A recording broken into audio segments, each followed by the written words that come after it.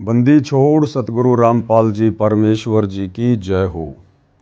परम पिता परमात्मा सारी सृष्टि के रचनहार कुल मालिक असंख्य ब्रह्मांडों के स्वामी जगत गुरु तीनों लोकों में प्रवेश करके सबका धारण पोषण करने वाले राजाधिराज आत्माधार नाथों के नाथ देवों के देव महादेव सर्वेश्वर महेश्वर मृत्युंजय अजरो अमर आदि अनादि सनातनी प्रभु जगत पिता जगदीश्वर श्री श्री 1008 की उपाधि के वास्तविक अधिकारी अकाल मूरत सौद स्वरूपी राम वासुदेव सर्वगतम ब्रह्म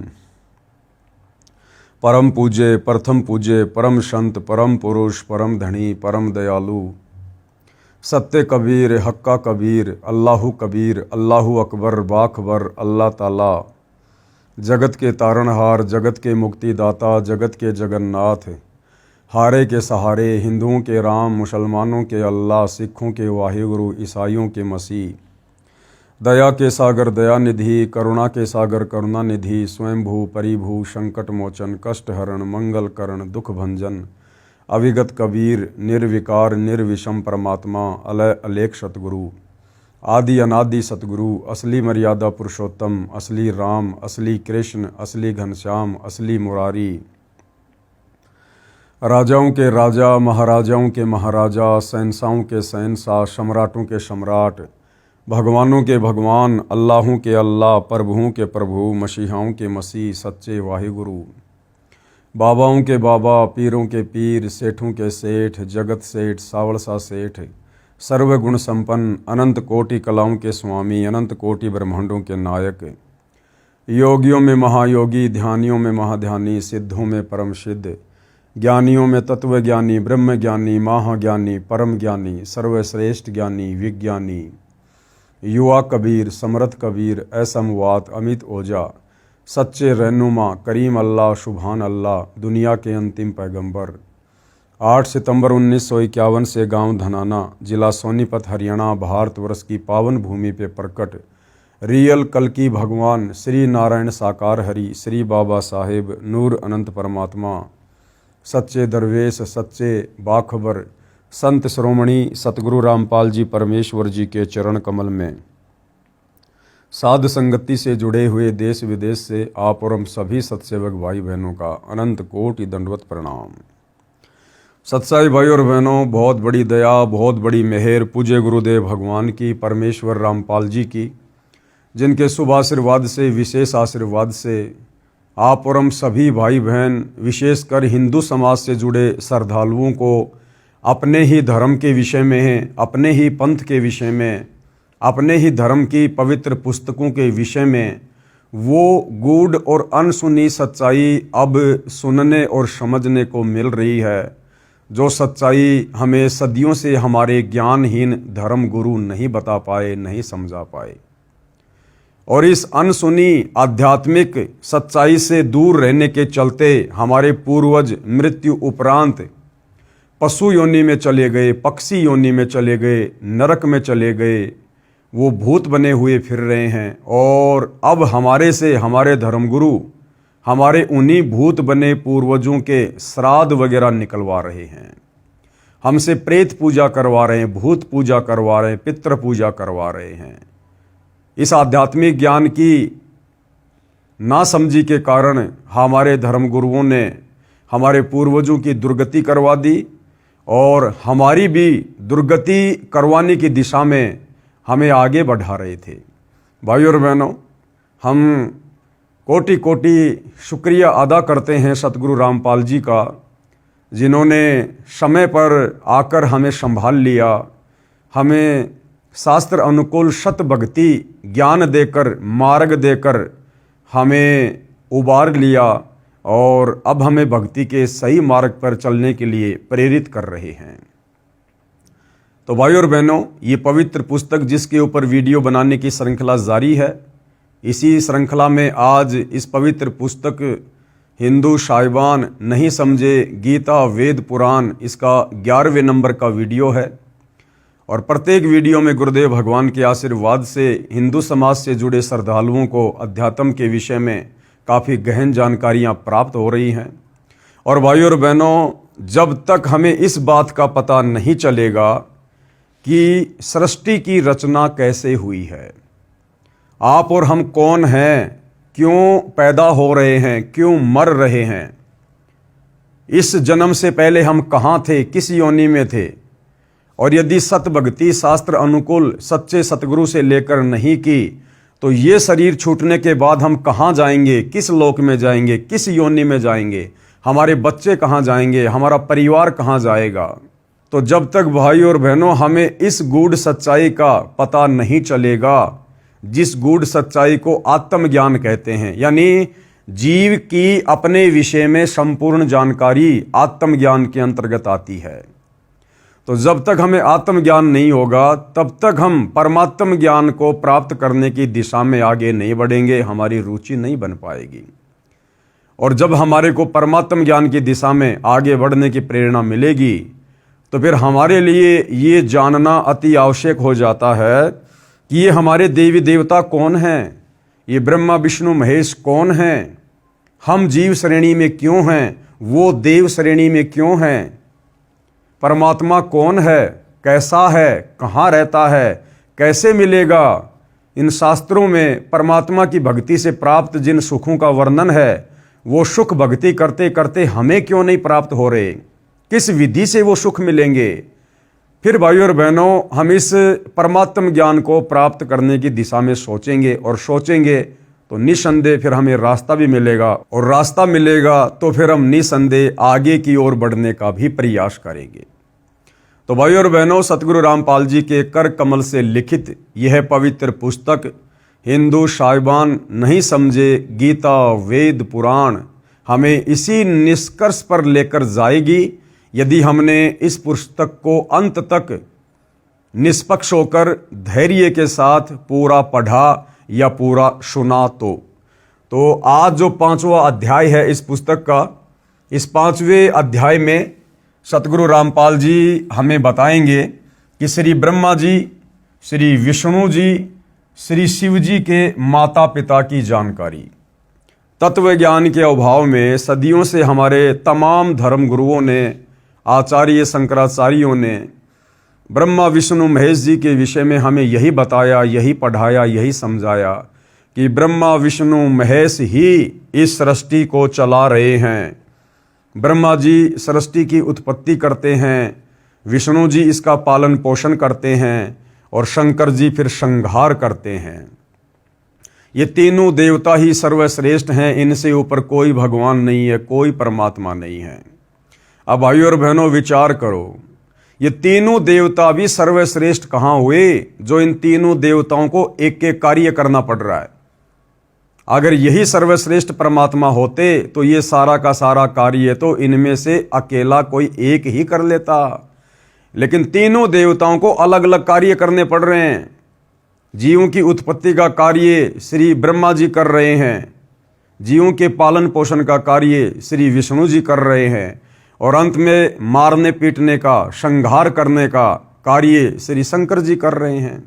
तो ये फिर आधे अधूरे हुए, ये कंप्लीट कहाँ हुए। अगर कंप्लीट होता तो इनमें से कोई एक ये सारे कार्य कर लेता, क्योंकि परमात्मा तो समर्थ होता है, सक्षम होता है। तो भाइयों और बहनों, हमारे धर्मगुरुओं को हमारे ही धर्मशास्त्रों का ज्ञान नहीं था, क्योंकि ये ज्ञान तत्वदर्शी संत की शरण ग्रहण किए बिना नहीं हो सकता। हमारी बुद्धि नहीं खुल सकती। हम सब जीव कैटेगरी के प्राणी हैं, वो चाहे हमारे धर्मगुरु हो, चाहे 33 करोड़ देवी देवता हो, चाहे ब्रह्मा विष्णु महेश हो, हम सब जीव कैटेगरी में हैं। और ये कार्य स्वयं परमात्मा ही संत रूप धारण करके, तत्वदर्शी संत का रूप धारण करके, वो परमात्मा परम अक्षर ब्रह्म, सच्चिदानंद घन ब्रह्म, वो कबीर देव, वो परमेश्वर स्वयं ही इस भेद को आकर खोलते हैं। बाकी जीव के बस की बात नहीं कि जीव इन शास्त्रों को पढ़कर इनके सार को निकालकर अन्य प्राणियों को समझा सके या खुद समझकर सत भक्ति कर सके। तो आज से पहले तो भाइयों और बहनों, आप और हमारे लिए सदियों से यही एक बहुत बड़ी पहेली बनी हुई थी कि ब्रह्मा विष्णु महेश ये अजन्मा हैं, सर्वेश्वर हैं, महेश्वर हैं, इनके कोई माता पिता नहीं है, इन्होंने सबको उत्पन्न किया है। जबकि ये हमारे पवित्र धार्मिक ग्रंथ चीख चीख कर इस बात की गवाही दे रहे हैं। खुद श्री ब्रह्मा जी, श्री विष्णु जी और श्री शंकर जी श्री देवी भागवत महापुराण में स्वीकार कर रहे हैं कि भैया हम तीनों का जन्म और मरण होता है, हम नित्य नहीं हैं, अविनाशी नहीं हैं, और हमारे तो माता पिता भी हैं, और हम तो किसी और शक्ति के अधीन होकर एक एक कार्य कर रहे हैं। ब्रह्मा जी उत्पत्ति का, विष्णु जी पालन का, शंकर जी संहार का। और इन्हीं धर्मशास्त्रों को हमारे धर्मगुरु दिन रात चश्मे लगा लगा के पढ़ा करते थे, लेकिन वो निष्कर्ष निकाल कर ना तो खुद समझ पाए और ना आम समाज में वो सच्चाई पेश कर पाए। क्योंकि कबीर परमात्मा कहते हैं कि गुरु बिन काहू न पाया ज्ञाना, और ज्यों थोथा बुश छिड़े मूड किसाना। तो भाइयों और बहनों, अब हमें वो सच्चा गुरु मिला है, तत्वदर्शी गुरु मिला है, और अब उन्होंने सारे के सारे भेद निष्कर्ष इन धर्मशास्त्रों के निकाल कर टीवी चैनलों पर और पुस्तकों के माध्यम से सार्वजनिक कर दिए हैं। अब यदि किसी ने अपनी आत्मा का कल्याण करवाना होगा तो इन धर्म ग्रंथों में लिखी सच्चाई को स्वीकार करेगा और सत भक्ति करके अपनी आत्मा का कल्याण करवाएगा। अन्यथा भाई इस काल के लोक में जन्म और मरण ये अटल नियम है, अटल सिद्धांत है। 84 लाख योनियां भोगो, 84 लाख योनियां भोगने के बाद परमात्मा का विधान है एक मनुष्य जन्म देता ही देता है। उस मनुष्य जन्म को फिर हम इसी प्रकार से बर्बाद कर जाएंगे, फिर 84 लाख योनियों में जाएंगे, फिर नरक भोगेंगे। ये चक्कर युगों युगों से चलता आ रहा है। और यदि आज हमने आंखें नहीं खोली, सतगुरु रामपाल जी की शरण ग्रहण करके शास्त्र अनुकूल सत भक्ति की शुरुआत नहीं की, तो ये जन्म मरण और लक 84 का चक्कर भाई और बहनों हमारा अंत काल तक चलेगा, नहीं मिटेगा। तो सतगुरु रामपाल जी हमें क्या जानकारी दे रहे हैं श्री ब्रह्मा विष्णु महेश जी के माता पिता के विषय में, इनकी जन्म और मृत्यु के विषय में। प्रश्न नंबर 28। अब हिंदू समाज के भाई बहन सतगुरु रामपाल जी से प्रश्न कर रहे हैं, काफी कुछ जानने और समझने के बाद, कोई ये प्रमाण दिखाओ कि श्री ब्रह्मा जी, श्री विष्णु जी तथा श्री शिव जी के माता पिता हैं। ऊपर इस पुस्तक के ऊपर 10 वीडियो बन चुके हैं और काफी कुछ जानकारी सतगुरु रामपाल जी ने हिंदू भाई बहनों को हिंदू धर्मशास्त्रों से दिखाई, तो उनकी आंखें खुलने लगी और अब उनकी जिज्ञासा आगे से आगे अध्यात्म को जानने की हो रही है। तो उसी जिज्ञासा के अंतर्गत उन्होंने सवाल किया सतगुरु रामपाल जी से। जब सतगुरु रामपाल जी ने कहा कि भैया आपके ब्रह्मा विष्णु महेश, इनके तो माता पिता हैं, इनके तो जन्म मृत्यु होती है, इनका खुद का मोक्ष नहीं है, ये खुद भी लक 84 योनियों में जाते हैं, नरक भोगते हैं। तो फिर हिंदू श्रद्धालुओं ने पूछा, जी इसका कोई प्रमाण दिखाओ कि श्री ब्रह्मा जी, श्री विष्णु जी तथा श्री शिव जी के माता पिता हैं। तो सतगुरु रामपाल जी प्रमाण दिखा रहे हैं। श्री देवी महापुराण, ये गीता प्रेस गोरखपुर से प्रकाशित है। इसके 3रे स्कंद के अध्याय 4 और 5 में श्री विष्णु जी ने अपनी माता दुर्गा की स्तुति करते हुए कहा है कि हे मात, यानी भगवान विष्णु जिसको हम पूर्ण परमात्मा मान रहे थे, अजन्मा मान रहे थे, और इस श्री देवी महापुराण में श्री विष्णु जी खुद देवी दुर्गा को माता कहकर संबोधित कर रहे हैं। और क्या कह रहे हैं? हे मात, आप शुद्ध स्वरूपा हो, सारा संसार आपसे ही उद्भाषित हो रहा है। यानी विष्णु जी कह रहे हैं कि हे माता दुर्गा, ये सारा संसार आपसे ही चलायमान है, हम आपकी कृपा से विद्यमान हैं। विष्णु जी कह रहे हैं कि मैं, ब्रह्मा और शंकर, हम तीनों तो आपकी दया से विद्यमान हैं। मैं कौन? विष्णु जी। मैं ब्रह्मा और शंकर तो जन्मते मरते हैं। अभी भाई और बहनों आपको मौखिक दिखाया जा रहा है, आगे आपको इसी देवी महापुराण से दिखाया जाएगा। खुद श्री विष्णु जी स्वीकार कर रहे हैं कि मैं ब्रह्मा और शंकर तो जन्मते और मरते हैं, हमारा तो जन्म और मृत्यु होता है, हम अविनाशी नहीं हैं। हमारा तो आविर्भाव यानी जन्म तथा तिरोभाव यानी मृत्यु हुआ करता है। विष्णु जी कह रहे हैं कि हे माते, हमारा तो जन्म और मृत्यु होता है, हम अविनाशी नहीं हैं। अविनाशी यानी जिसकी कभी मृत्यु ना हो। तो विष्णु जी कह रहे हैं कि हम तीनों देवता अविनाशी नहीं हैं, हम तो नाशवान हैं, हम जन्मते हैं और मरते हैं। तुम ही जगत जननी और सनातनी देवी हो और प्रकृति देवी हो। और विष्णु जी अपनी माता दुर्गा जी को क्या कह रहे हैं कि तुम ही जगत की जननी यानी सारे संसार को जन्म देने वाली, और सनातनी देवी, सनातनी यानी सबसे पहले वाली, तुम ही सनातनी देवी हो और प्रकृति देवी हो। प्रकृति भी दुर्गा जी को कहा जाता है। अब श्री विष्णु जी को केवल इतना ही ज्ञान है, अपने विषय में इन्होंने सच्चाई बता दी, परंतु अब श्री विष्णु जी देवी दुर्गा से ऊपर नहीं जानते कि कोई और भी भगवान है, कोई और भी परमात्मा है। जबकि भाई और बहनों, आपको कल 10वें नंबर के वीडियो में इसी पवित्र पुस्तक से हिंदू धर्मशास्त्रों का हवाला देते हुए आप जियों को साबित कर दिया गया कि देवी दुर्गा भी राजा हिमालय को ज्ञान देते समय इसी देवी महापुराण में साफ साफ कह रही है अपने भगत हिमालय को कि और सब बातें छोड़ दे, यानी मेरी दुर्गा की पूजा भक्ति भी छोड़ दे और उस ब्रह्म की साधना कर जिसका ओम मंत्र है, तेरा कल्याण हो। यानी विष्णु जी तो देवी दुर्गा से ऊपर किसी को नहीं जानते और देवी दुर्गा अपने से ऊपर उस ब्रह्म की भक्ति करने के लिए कह रही है। और वो ब्रह्म यानी वो काल जो गीता का ज्ञान देता है, वो गीता जी में अध्याय 18 श्लोक नंबर 62 में अर्जुन को अपने से अन्य किसी और परम अक्षर ब्रह्म अविनाशी परमात्मा की भक्ति करने के लिए कह रहा है। तो भाई और बहनों, हमारे धर्म गुरुओं का अध्यात्म ज्ञान तो घुटनों में था, घुटनों में। और श्री ब्रह्मा विष्णु महेश को भी आध्यात्मिक ज्ञान नहीं था कंप्लीट। अगर श्री विष्णु जी को वेदों का ज्ञान होता, कंप्लीट आध्यात्मिक ज्ञान होता, तो देवी दुर्गा को सनातनी देवी कहकर संबोधित नहीं करता। तो क्या कह रहे हैं कि तुम ही जगत जननी हो और सनातनी देवी हो और प्रकृति देवी हो। अब शंकर भगवान क्या कह रहे हैं भाई और बहनों, अब शंकर जी के भी आध्यात्मिक ज्ञान का निष्कर्ष आप जियों के सामने है कि शंकर जी को कितना ज्ञान है। भगवान शंकर बोले, हे माता, यानी शंकर जी भी दुर्गा जी को अपनी मां कहकर संबोधित कर रहे हैं। अब देख लो भाई और बहनों, हमारे धर्मगुरु कहा करते थे कि देवी दुर्गा का कोई पति नहीं है। अरे पति नहीं है तो देवी दुर्गा ने फिर ब्रह्मा विष्णु महेश ये तीनों पुत्र कहां से उत्पन्न कर दिए।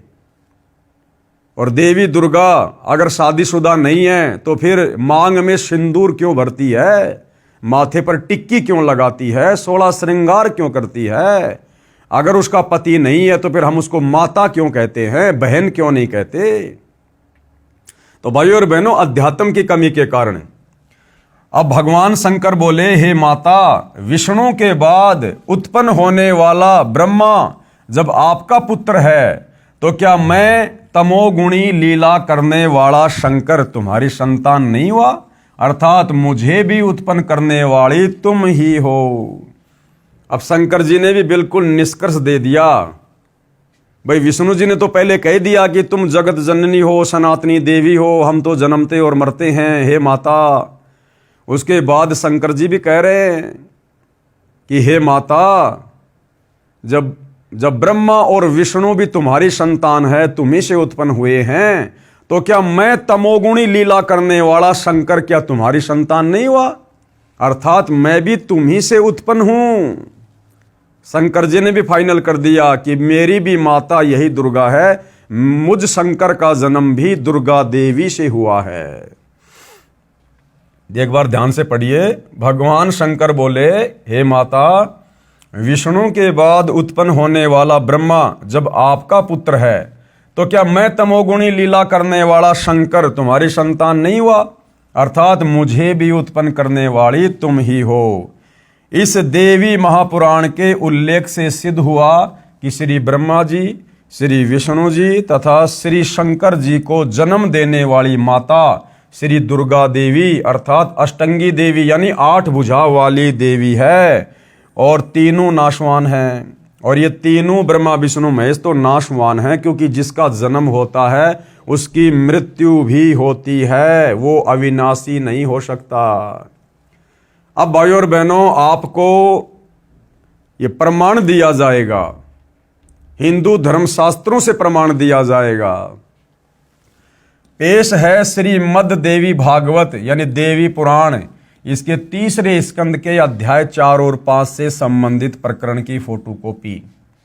संक्षिप्त देवी भागवत आपकी आंखों के सामने है, देखिएगा। श्री विष्णु जी कह रहे हैं दुर्गा जी की स्तुति करते हुए, तुम शुद्ध स्वरूपा हो, ये संसार तुम्ही से उद्भासित हो रहा है। विष्णु जी कह रहे हैं कि हे माता दुर्गा, तुम शुद्ध स्वरूपा हो और ये सारा संसार तुम्ही से प्रकाशमय है। मैं यानी विष्णु, ब्रह्मा और शंकर हम सभी तुम्हारी कृपा से विद्यमान हैं। हमारा आविर्भाव यानी जन्म और तिरोभाव यानी मृत्यु हुआ करता है।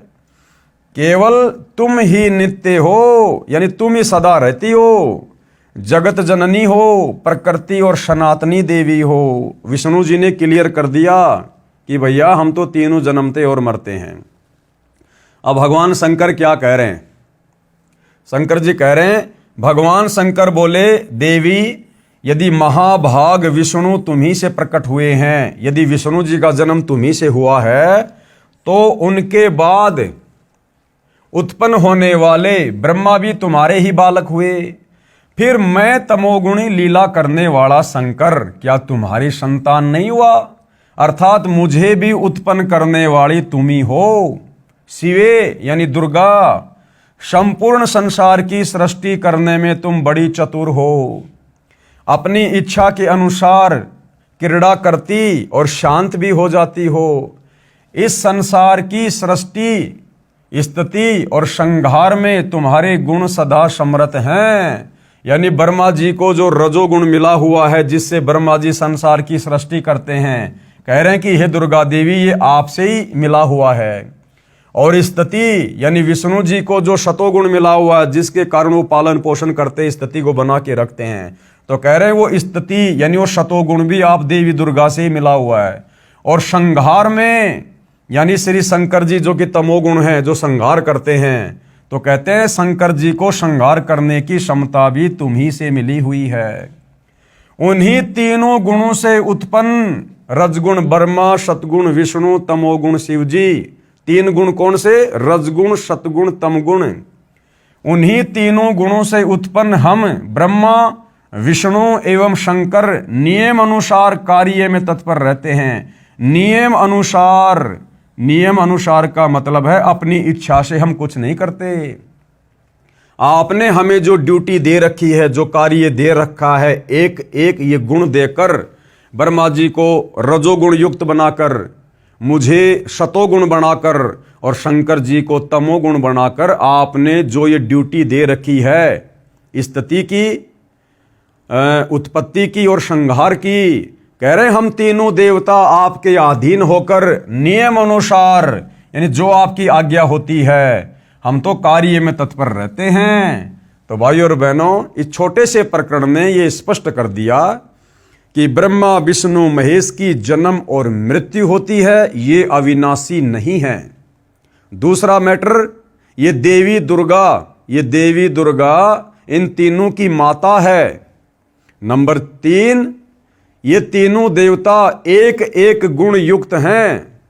रजगुण ब्रह्मा, सतगुण विष्णु और तमोगुण शिव जी। इतने सारे कंसेप्ट इस छोटे से प्रकरण ने क्लियर कर दिए हैं। जो भाई ये सवाल कर रहे थे कि भाई दिखाओ हमें कोई प्रमाण कि ब्रह्मा विष्णु महेश की माता कौन है, तो भाई हिंदू धर्मशास्त्र में जिसकी कथा हमारे धर्मगुरु आए दिन करते रहते हैं, श्री देवी महापुराण, इसी में साफ साफ आपको लिखा हुआ दिखा दिया है।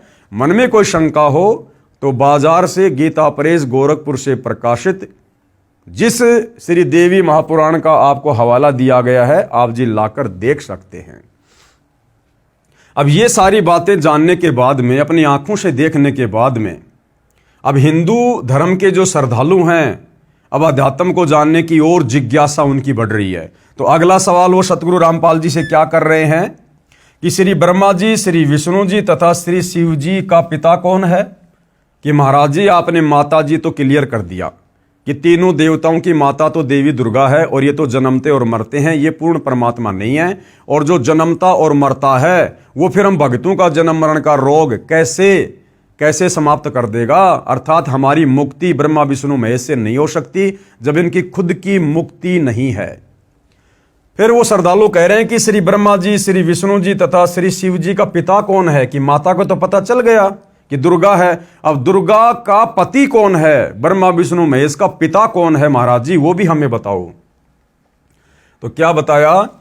श्री ब्रह्मा रजगुण, श्री विष्णु सतगुण तथा श्री शिव जी तमगुण की माता देवी दुर्गा है तथा पिता काल ज्योति निरंजन है। इनका पिता कौन है? ये काल ब्रह्म, जिसको ज्योति निरंजन भी कहते हैं, जिसने गीता जी का ज्ञान श्री कृष्ण जी के शरीर में प्रवेश करके कुरुक्षेत्र के मैदान में महाभारत के युद्ध के समय दिया। ये ब्रह्म जो गुप्त रहता है, इसने प्रतिज्ञा कर रखी है कि मैं अपने ओरिजिनल काल रूप में किसी के भी समक्ष प्रकट नहीं होऊंगा, मैं अपने ओरिजिनल काल रूप में किसी को भी दर्शन नहीं दूंगा, क्योंकि इसको 1,00,000 मानव शरीरधारी प्राणियों के सूक्ष्म शरीर से निकली वासना रोजाना खाने का श्राप लगा हुआ है, जिस कारण इसकी मजबूरी है ये अपने ओरिजिनल रूप में किसी को दर्शन नहीं देता, क्योंकि इसका ओरिजिनल काल रूप बहुत भयंकर और विकराल है। पूजा तो छोड़ो, इसका रूप देखते ही आदमी का कलेजा फट जाए। जिस प्रकार महाभारत के युद्ध में जब इसने श्री कृष्ण जी के शरीर में प्रवेश करके और अपना 1000 भुजा वाला विराट रूप अर्जुन को दिखाया, तो अर्जुन इतना डर गया, उसने दोबारा से हथियार उठा लिए कि ठीक है, आप जैसा कहोगे मैं वैसा ही करूँगा, मुझे अपना वो चतुर्भुज रूप दिखाओ, अन्यथा मेरा कलेजा फट जाएगा। तो गुरुदेव भगवान कह रहे कि तीनों देवताओं की माता है दुर्गा तथा पिता काल ज्योति निरंजन है। अब देखिए, इसका भी आपको प्रमाण देंगे भाई और बहनों। पुस्तक हिंदू साहिबान नहीं समझे गीता वेद पुराण, पेज नंबर 144। और इसका प्रमाण कहाँ है? पहले आपको मौखिक बताया जाएगा। श्री शिव महापुराण में, ये गीता प्रेस गोरखपुर से प्रकाशित, इसके पिता का ज्ञान है। इस शिव महापुराण में ब्रह्मा विष्णु महेश के पिता का ज्ञान है। श्री शिव महापुराण के रुद्र संहिता खंड में अध्याय 5 से 9 तक निम्न प्रकरण है। क्या प्रकरण है? ध्यान से पढ़िएगा। अपने पुत्र नारद जी के प्रश्न का उत्तर देते हुए श्री ब्रह्मा जी ने कहा कि हे पुत्र, आपने सृष्टि के उत्पत्तिकर्ता के विषय में जो प्रश्न किया है उसका उत्तर सुन। अब हम तो श्री ब्रह्मा जी को ही सृष्टि का उत्पत्तिकर्ता मान रहे हैं सदियों से। हमारे धर्म गुरु भी हमारे को इसी प्रकार से बताते हुए आ रहे थे कि श्री ब्रह्मा जी ही सृष्टि के उत्पत्तिकर्ता हैं।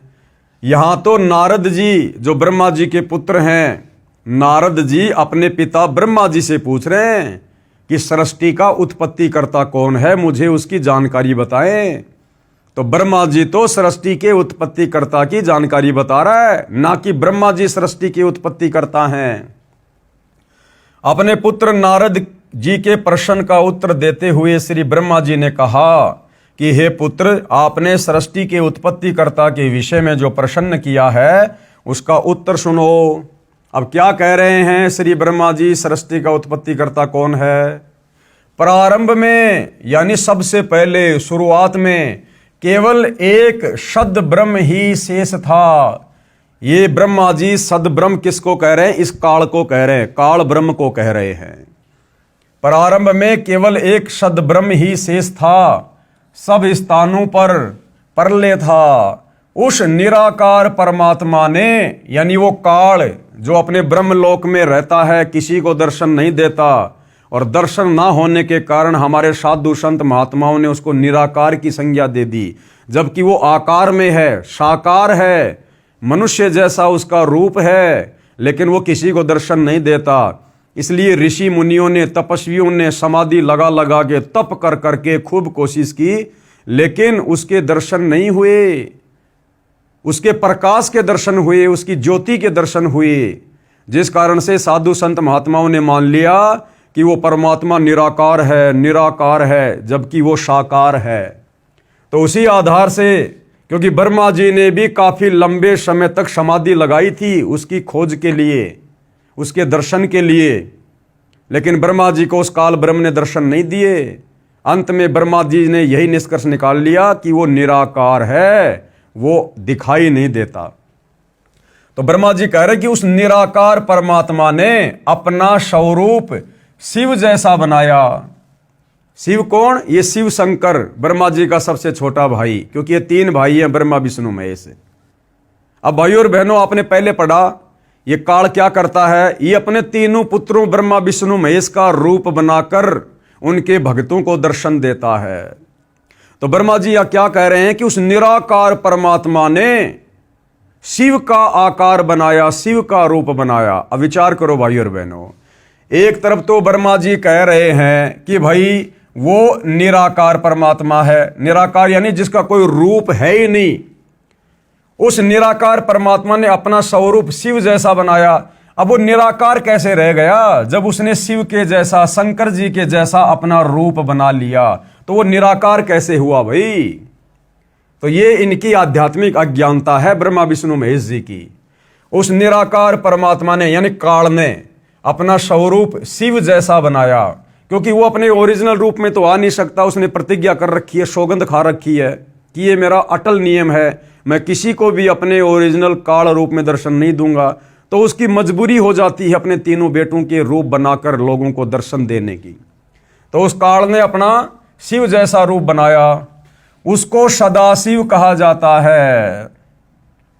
उसने अपने शरीर से एक स्त्री निकाली, कौन? दुर्गा। अब ब्रह्मा जी क्या कह रहे हैं? अब भाइयों और बहनों, ये श्री ब्रह्मा जी का आधा अधूरा ज्ञान है। कह रहा कि उस निराकार सदाशिव ने, उस निराकार परमात्मा ने, जिसने शिव रूप बनाया, जिसको सदाशिव भी कहते हैं, यानी काल, उसने अपने शरीर से एक स्त्री निकाली। वो स्त्री कौन? दुर्गा, जो आगे चलकर उसकी पत्नी कहलाई। अब बताओ भाइयों और बहनों, अब मेरे शरीर से यदि कोई बेटा या बेटी उत्पन्न होगी तो वो क्या कहलाएगी मेरी? या तो बेटा या बेटी। किसी स्त्री के शरीर से कोई बच्चा उत्पन्न होगा या किसी पुरुष के संयोग से कोई बच्चा उत्पन्न होगा तो वो क्या कहलाएगा? उसकी संतान कहलाएगा। लेकिन यहां पर इस काल ने, ब्रह्मा जी कह रहे हैं कि अपने शरीर से एक स्त्री निकाली, उत्पन्न की। और देखना फिर, उसने अपने शरीर से एक स्त्री निकाली, वह स्त्री दुर्गा, जगदम्बिका, प्रकृति देवी तथा त्रिदेव। त्रिदेव कौन? ब्रह्मा विष्णु तथा शिव की जननी कहलाई। इन तीनों देवताओं को जन्म देने वाली माता कहलाई, जिसकी 8 भुजाएं हैं। इसी को शिवा भी कहा है। यानी शिव जैसा रूप यहां किसने बनाया? काल ने। और काल ने अपने शरीर से जिस स्त्री को बाहर निकाला, उसको उसने क्या बनाया? शिवा, यानी दुर्गा, यानी अपनी पत्नी। अब भाइयों और बहनों, वास्तव में ये माजरा क्या है? क्योंकि ब्रह्मा जी को तो कंप्लीट आध्यात्मिक ज्ञान था नहीं बेचारे को। इसने तो अटपट करके कुछ वेदों को पढ़ा, कुछ परमात्मा से हल्की फुल्की सृष्टि रचना को समझा, और इसने अपना आधा अधूरा ज्ञान यहां पेश कर दिया। असल में जब आप सृष्टि रचना पढ़ेंगे, सतगुरु रामपाल जी के कर कमल से लिखी हुई, हमारे धर्मशास्त्रों से प्रमाणित, तब आपको पता चलेगा भाइयों और बहनों कि ये काल, ये दुर्गा और हम सभी आत्माएं जो 21 ब्रह्मांड में यहाँ हैं, जन्म रहे, मर रहे हैं, गधे कुत्ते बन रहे हैं, हम सभी सतलोक में रहा करते थे परमपिता परमात्मा के पास, कबीर देव भगवान के पास में। वहां पर इस काल ने भाइयों और बहनों मनमुखी आचरण करना शुरू कर दिया। इसने तप करना शुरू कर दिया, और इसके तप के बदले परमात्मा ने इसको 21 ब्रह्मांड दे दिए, अलग से राज्य दे दिया। और हम जितनी भी आत्माएं थी वहां, जो वर्तमान में इस काल के इस गंदे लोक में गधे कुत्ते सूअर बन के घूम रहे हैं, इंसान बन के घूम रहे हैं, देवी देवता बन के घूम रहे हैं, हम सब इस काल के ऊपर आसक्त हो गए। जब ये तप कर रहा था तो हम इसको देखने के लिए जाया करते थे और इसकी महिमा किया करते थे कि वाह जी वाह, इतने लंबे समय से एक पैर पे खड़ा होकर तप कर रहा, क्या बात है। हम इसके ऊपर आसक्त हो गए। अब हमारे कबीर भगवान ने देखा कि अब ये आत्माएं मेरे किसी काम की नहीं है, ये मुझ एकमात्र सर्वश्रेष्ठ भगवान को छोड़कर, यानी मेरे से आस्था हटाकर और इस दो कोडी के जीव में, इस काल में, अपने जैसे इस प्राणी में ये अपनी आसक्ता लगा बैठे हैं। तो कहते हैं गुरु को तजे भजे जो आना, ता पशुओं को फोकट ज्ञाना। तो परमात्मा ने उसके तप के बदले 21 ब्रह्मांड दे दिए और हम सभी आत्माओं ने भी उसके साथ 21 ब्रह्मांडों में आने की सहमति व्यक्त कर दी, हाथ ऊपर खड़ा करके अपने भगवान के सामने, ये सोचकर कि हमें ना जाने सतलोक से भी ज्यादा सुख मिलेंगे यहां इसके पास में।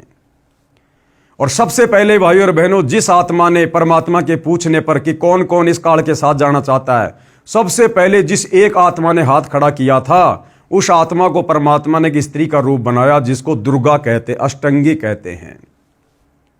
और उस दुर्गा को परमात्मा ने इस काल के पास में छोड़ दिया था, वही सतलोक में। और हम जितनी भी आत्माएं थी जिन्होंने यश किया था, हमारा सूक्ष्म रूप बनाकर सूक्ष्म रूप में दुर्गा के अंदर जो है वो प्रविष्ट कर दिया था। अब इस काल ब्रह्म ने दुर्गा के युवा रूप को देखकर, लड़की रूप को देखकर इसके मन में दोष उत्पन्न हो गया और इसने दुर्गा के साथ में बलात्कार करने का प्रयास किया, बदतमीजी करने का प्रयास किया। तो दुर्गा ने इसको बहुत समझाया कि भाई देख, हम दोनों एक ही पिता की संतान हैं। इस परम अक्षर ब्रह्म सत्य पुरुष कबीर देव ने आपको भी अपने वचन से उत्पन्न किया, मुझे भी अपने वचन से उत्पन्न किया। हम दोनों आपस में भाई बहन हैं और भाई बहनों का ऐसा ये गंदा कर्म ये अच्छा नहीं है, हम पाप के भागी बनेंगे। लेकिन काल के ऊपर तो वासनाओं का भूत सवार था, क्योंकि जानबूझ के उसने गलती मोल ले ली। तो दुर्गा ने बहुत समझाया लेकिन वो नहीं माना और जबरदस्ती दुर्गा के साथ करने लगा। और जैसे उसने दुर्गा को चूमने के लिए, उसका चुंबन लेने के लिए अपना मुंह खोला, तो दुर्गा ने सूक्ष्म रूप बनाया, सूक्ष्म रूप बनाकर काल के मुख के माध्यम से उसके पेट में जा बैठी और वहां जाकर परमपिता परमात्मा कबीर साहिब से अर्ज की, अरदास की कि हे परमेश्वर मेरी रक्षा करो, मेरी रक्षा करो। तो परमात्मा को तो पता था कि भैया तुम्हें अच्छा खासा खाना पीना घूमना मिल रहा था, क्यों तुम इसके ऊपर आसक्त हुए, अब भुगतो। लेकिन परमात्मा दयालु है, अपने पुत्र जोगजीत का रूप बनाकर, क्योंकि सतलोक में परमात्मा के 16 पुत्र और हैं इस काल के अलावा, अपने एक पुत्र जोगजीत का रूप बनाकर परमात्मा जी वहां आए और काल के पेट से इस दुर्गा को बाहर निकाला और परमात्मा जी का आदेश बता दिया कि ऐसा गंदा कर्म करने की सोचने वाला भी इस सतलोक में नहीं रह सकता। और उनको श्राप दे दिया कि आज से तेरा नाम काल होगा, तो प्रतिदिन 1 लाख मानव शरीरधारी स्त्री या पुरुषों का आहार करेगा और निकल जाओ यहां से। और सतलोक से 21 ब्रह्मांड सहित इस दुर्गा को, दुर्गा के अंदर हम सभी आत्माओं को और इस काल को सतलोक से 16 शंख कोश की दूरी पर 21 ब्रह्मांडों समेत वहां से निकाल दिया। और ये वचन बोलते ही वो 21 ब्रह्मांड विमान की तरह चल पड़े और 16 शंख कोश की दूरी पर आकर स्थिर हो गए जहां हम लोग रह रहे हैं।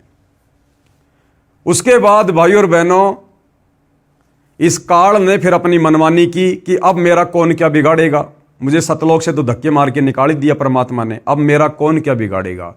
फिर इसने दुर्गा के साथ में शारीरिक संबंध बनाए और शारीरिक संबंध बनाकर फिर ये 3 पुत्र ब्रह्मा विष्णु महेश इसने उत्पन्न किए। और इनको उत्पन्न करके फिर इस काल ने प्रतिज्ञा की कि मैं आज के बाद किसी के सामने प्रकट नहीं होऊंगा, अपने ओरिजिनल काल रूप में किसी को दर्शन नहीं दूंगा।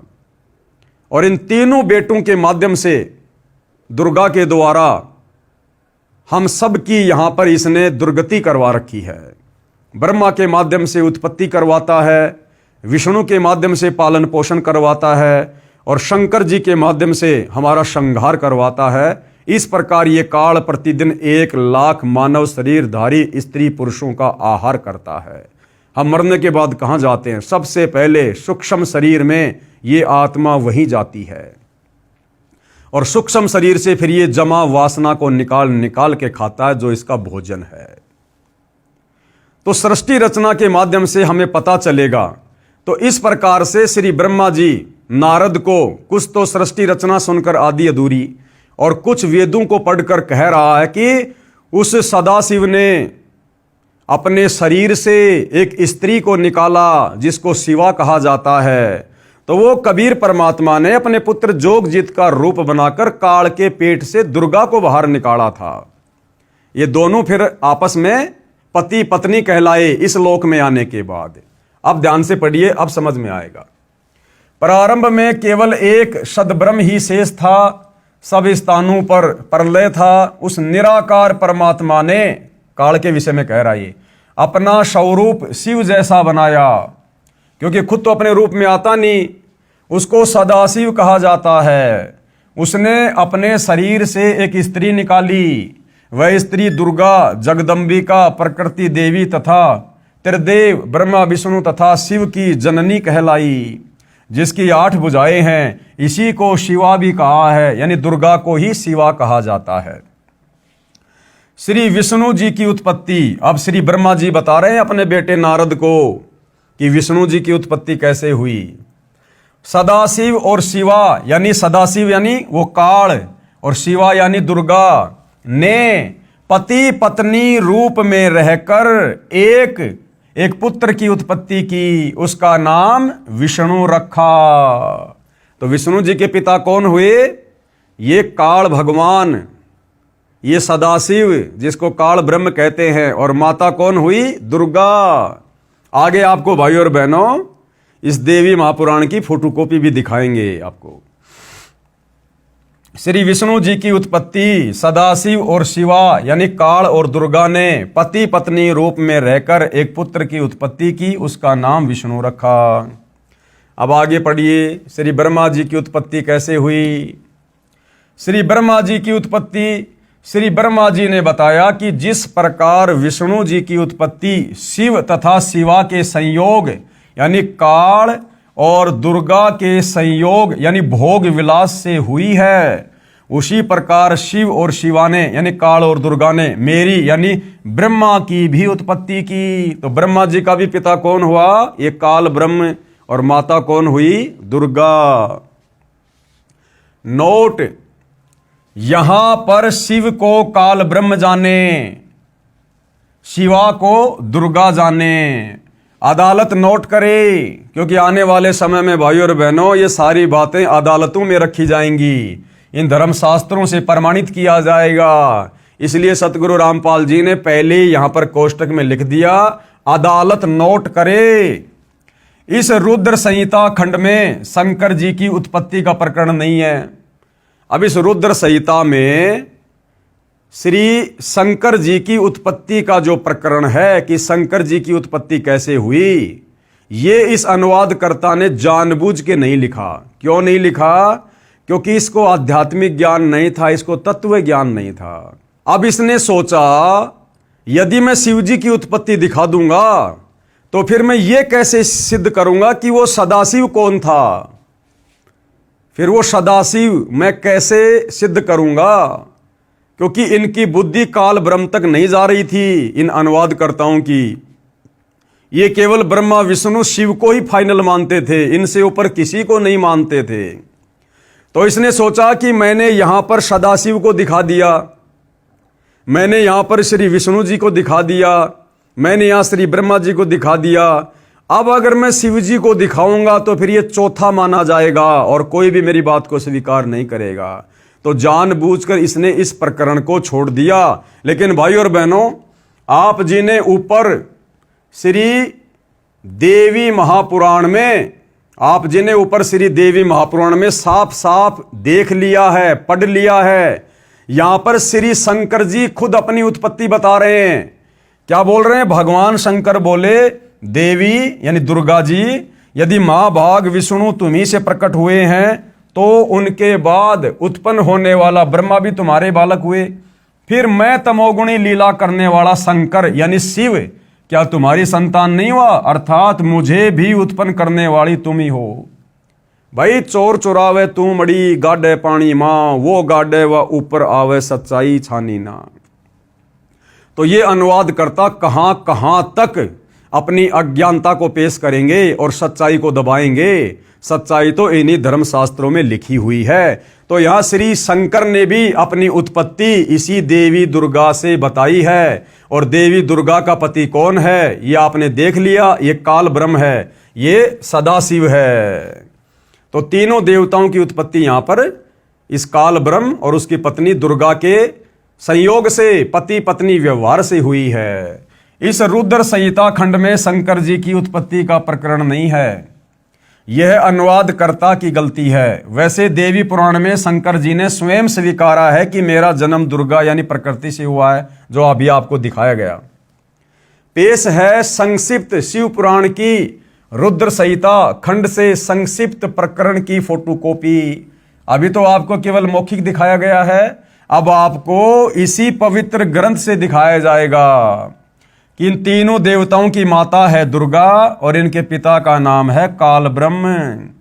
तो ये संक्षिप्त शिव पुराण अपने पुत्र नारद की ये बात सुनकर लोक पितामह ब्रह्मा वहां इस प्रकार बोले, यानी नारद जी ने क्या सवाल किया था कि मुझे सृष्टि की रचना के विषय में बताओ, संसार की उत्पत्ति के विषय में बताओ। तो यहां पर ब्रह्मा जी क्या बता रहे हैं? ब्रह्मा जी ने कहा ब्रह्मन देव शिरोमणे, तुम सदा समस्त जगत के उपकार में ही लगे रहते हो। तुमने लोगों के हित की कामना से ये बहुत उत्तम बात पूछी है, जिसके सुनने से संपूर्ण लोगों के समस्त पापों का क्षय हो जाता है। उस अनामे शिव तत्व का मैं तुमसे वर्णन करता हूँ। शिव तत्व का स्वरूप बड़ा ही उत्कृष्ट और अद्भुत है। जिस समय समस्त चराचर जगत नष्ट हो गया था, सर्वत्र केवल अंधकार ही अंधकार था, न सूर्य दिखाई देते थे न चंद्रमा, अनन्य ग्रहों और नक्षत्रों का भी पता नहीं था, न दिन होता था न रात, अग्नि पृथ्वी वायु और जल भी सत्ता नहीं थी। प्रधान तत्व अव्याकृत प्रकृति से रहित सोना आकाश मात्र शेष था। दूसरे किसी तेज की उपलब्धि नहीं थी। यानी जब तक इस काल और दुर्गा को परमात्मा ने सतलोक से नहीं निकाला था, 21 ब्रह्मांड नहीं दिए थे, उस समय का वर्णन यहां पर ब्रह्मा जी कर रहे हैं कि उस समय कुछ भी नहीं था, ना ये सूर्य था, ना चंद्रमा था, ना जल था, कुछ भी नहीं था। अदृष्ट आदि का भी अस्तित्व नहीं था, यानी इस काल का भी अस्तित्व नहीं था। शब्द और स्पर्श भी साथ छोड़ चुके थे। गंध और रूप की अभिव्यक्ति नहीं होती थी। रस का भी अभाव हो गया था। दिशाओं का भी भान नहीं होता था। इस प्रकार सब और निरंतर सूची भेद घोर अंधकार फैला हुआ था। उस समय तत्सद ब्रह्म, यानी वो सदाशिव काल तत्सद ब्रह्म, इस श्रुति में जो सत्य सुना जाता है एकमात्र वही शेष था। जब यह वह ऐसा जो इत्यादि रूप से निर्दिष्ट होने वाला भावात्मक जगत नहीं था, उस समय एकमात्र वह सत्य ही शेष था, जिसे योगी जन अपने हृदयाकाश के भीतर निरंतर देखते हैं। वह सतत्व मन का विषय नहीं है। वाणी की भी वहां तक कभी पहुंच नहीं होती। वह नाम तथा रूप रंग से भी शून्य है। वह न स्थूल है, न कृश है, न हश्व है, न दीर्घ है तथा न लघु है, न गुरु। उसमें न कभी वृद्धि होती है, न हास होता है। श्रुति भी उसके विषय में चकित भाव से है। इतना ही कहती है, अर्थात उसकी सत्ता मात्र का ही निरूपण कर पाती है। उसका कोई विशेष विवरण देने में असमर्थ हो जाती है। वह सत्य ज्ञान स्वरूप अनंत परमानंदमय परम ज्योति स्वरूप अप्रमेय आधार रहित निर्विकार निराकार निर्गुण योगी गम्य सर्वव्यापी सबका एकमात्र कारण निर्विकल्प निरारंभ माया शून्य उपद्रव रहित अद्वितीय, अनादि, अनंत, संकोच विकास से शून्य तथा चिन्मय है। जिस परब्रह्म के विषय में ज्ञान और अज्ञान से परिपूर्ण उक्तियों द्वारा इस प्रकार ऊपर बताए अनुसार विकल्प किए जाते हैं, उसने कुछ काल के बाद सृष्टि का समय आने पर द्वितीय की इच्छा प्रकट की। यानी काल ने कुछ समय बाद में ब्रह्मा जी कह रहे हैं कि द्वितीय की उत्पत्ति की, यानी अपने से अन्य किसी और को पैदा करने की सोची। उसके भीतर एक से अनेक होने का संकल्प उदित हुआ। तब उस निराकार परमात्मा ने यानी काल ब्रह्म ने अपनी लीला शक्ति से अपने लिए मूर्ति यानी आकार की कल्पना की।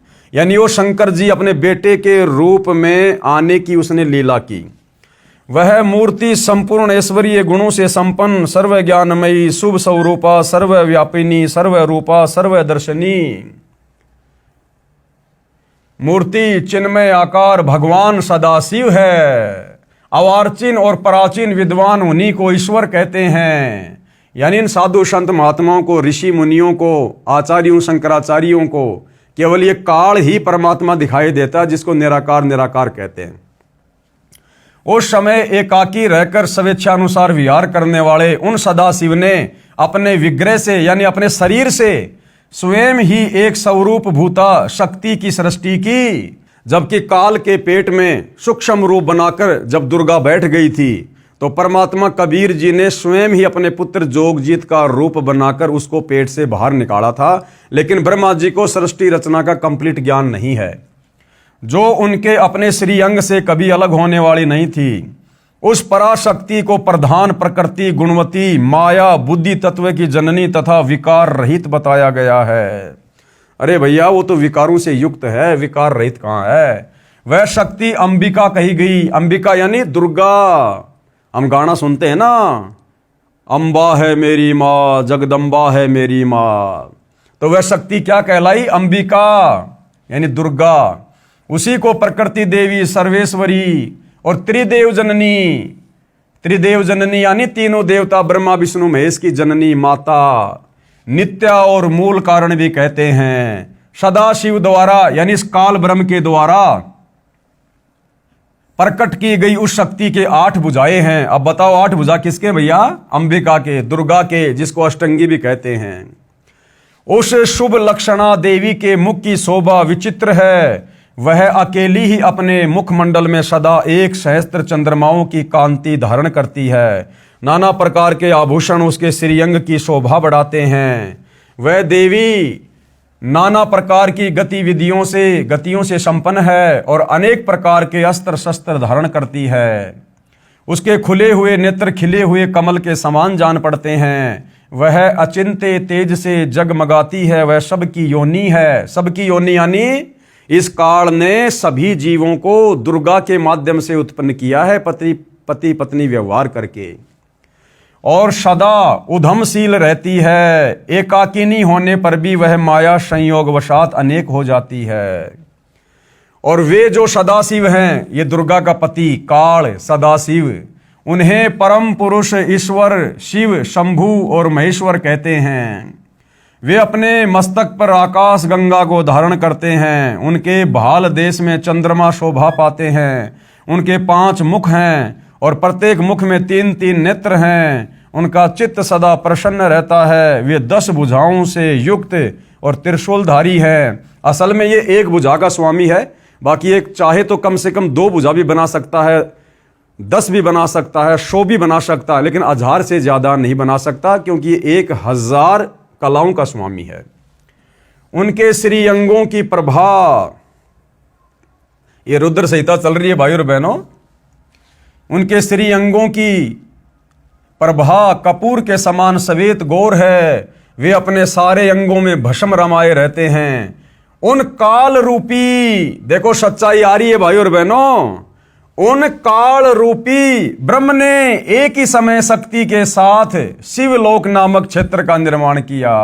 उस काल रूपी ब्रह्म ने, कौन है ये? दुर्गा का पति काल ब्रह्म।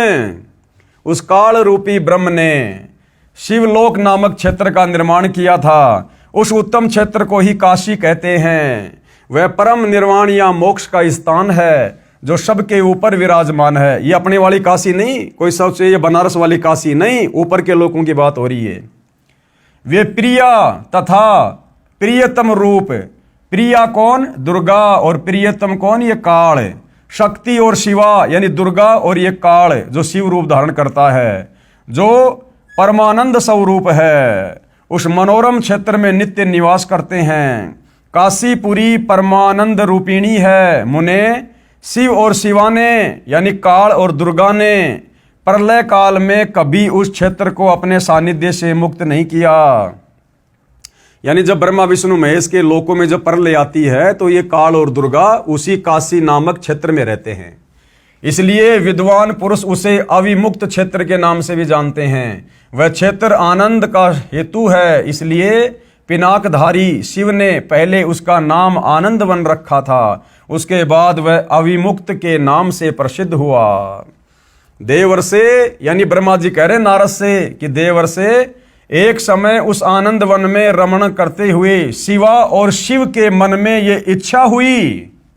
अब ध्यान से पढ़ना भाई और बहनों, ब्रह्मा विष्णु महेश की उत्पत्ति कैसे हुई है? दुर्गा और काल के पति पत्नी व्यवहार करने से। ब्रह्मा जी नारद जी से कह रहे हैं कि देवर्षे यानी नारद जी एक समय उस आनंद वन में रमण करते हुए यानी घूमते फिरते हुए शिवा यानी दुर्गा और शिव यानी काल, इनके मन में ये इच्छा प्रकट हुई कि किसी दूसरे पुरुष की भी सृष्टि करनी चाहिए, कि कोई संतान भी उत्पन्न करनी चाहिए, बच्चा भी पैदा करना चाहिए। जिस पर यह सृष्टि संचालन का महान भार रखकर हम दोनों केवल काशी में रहकर इच्छानुसार विचरें, ताकि सारी सृष्टि का भार उन बच्चों के ऊपर रख दिया जाए और हम आराम से यहां मौज करें और निर्वाण धारण करें। वही पुरुष हमारे अनुग्रह से सदा सबकी सृष्टि करे, यानी वो हमारी संतान ही हमारे सारे काम को संभाले, पालन करे और वही अंत में सबका संहार भी करे। यह चित्त एक समुद्र के समान है, इसमें चिंता की उताल तरंगे उठ उठकर इसे चंचल बनाए रहती हैं। इसमें सत्व गुण रूपी रतन, तमोगुण रूपी ग्रह और रजोगुण रूपी मूंगे भरे हैं। इस विशाल चित्त समुद्र को संकुचित करके हम दोनों उस पुरुष के प्रसाद से आनंद कानन काशी में सुखपूर्वक निवास करें। यह आनंद वन वह स्थान है जहां हमारी मनोवर्ती सब ओर से सिमट कर इसी में लगी हुई है, तथा जिसके बाहर का जगत चिंता से आतुर प्रतीत होता है। ऐसा निश्चय करके शक्ति सहित सर्वव्यापी परमेश्वर शिव ने, अब देखना भाइयों और बहनों, ऐसा विचार करके यानी संतान उत्पत्ति का विचार करके, ऐसा निश्चय करके शक्ति सहित यानी दुर्गा के साथ सर्वव्यापी परमेश्वर शिव ने यानी उस काल ने अपने वाम भाग के 10वें अंग पर अमृत मल दिया, यानी पति पत्नी व्यवहार किया, शारीरिक संबंध बनाए। फिर तो वहां से एक पुरुष प्रकट हुआ जो तीनों लोकों में सबसे अधिक सुंदर था। वह शांत था, उसमें सत्व गुण की अधिकता थी तथा वह गंभीरता का अथाह सागर था। मुने क्षमा नामक गुण से युक्त उस पुरुष के लिए ढूंढने पर भी कहीं कोई उपमा नहीं मिलती। यानी इन्होंने विष्णु की उत्पत्ति की और शिव ने कहा, इस काल ने क्या कहा कि बेटा, वत्स यानी बेटा, व्यापक होने के कारण तुम्हारा विष्णु नाम विख्यात हुआ। भाई और बहनों, क्लियर कर दिया इस शिव महापुराण ने कि काल और दुर्गा के संयोग से सबसे पहले विष्णु जी की उत्पत्ति हुई। बिल्कुल क्लियर कर दिया। तो विष्णु जी की माता कौन? दुर्गा। और विष्णु जी का पिता कौन? ये काल ब्रह्म। अब आगे बढ़िएगा, ये रुद्र संहिता चल रही है भाई और बहनों।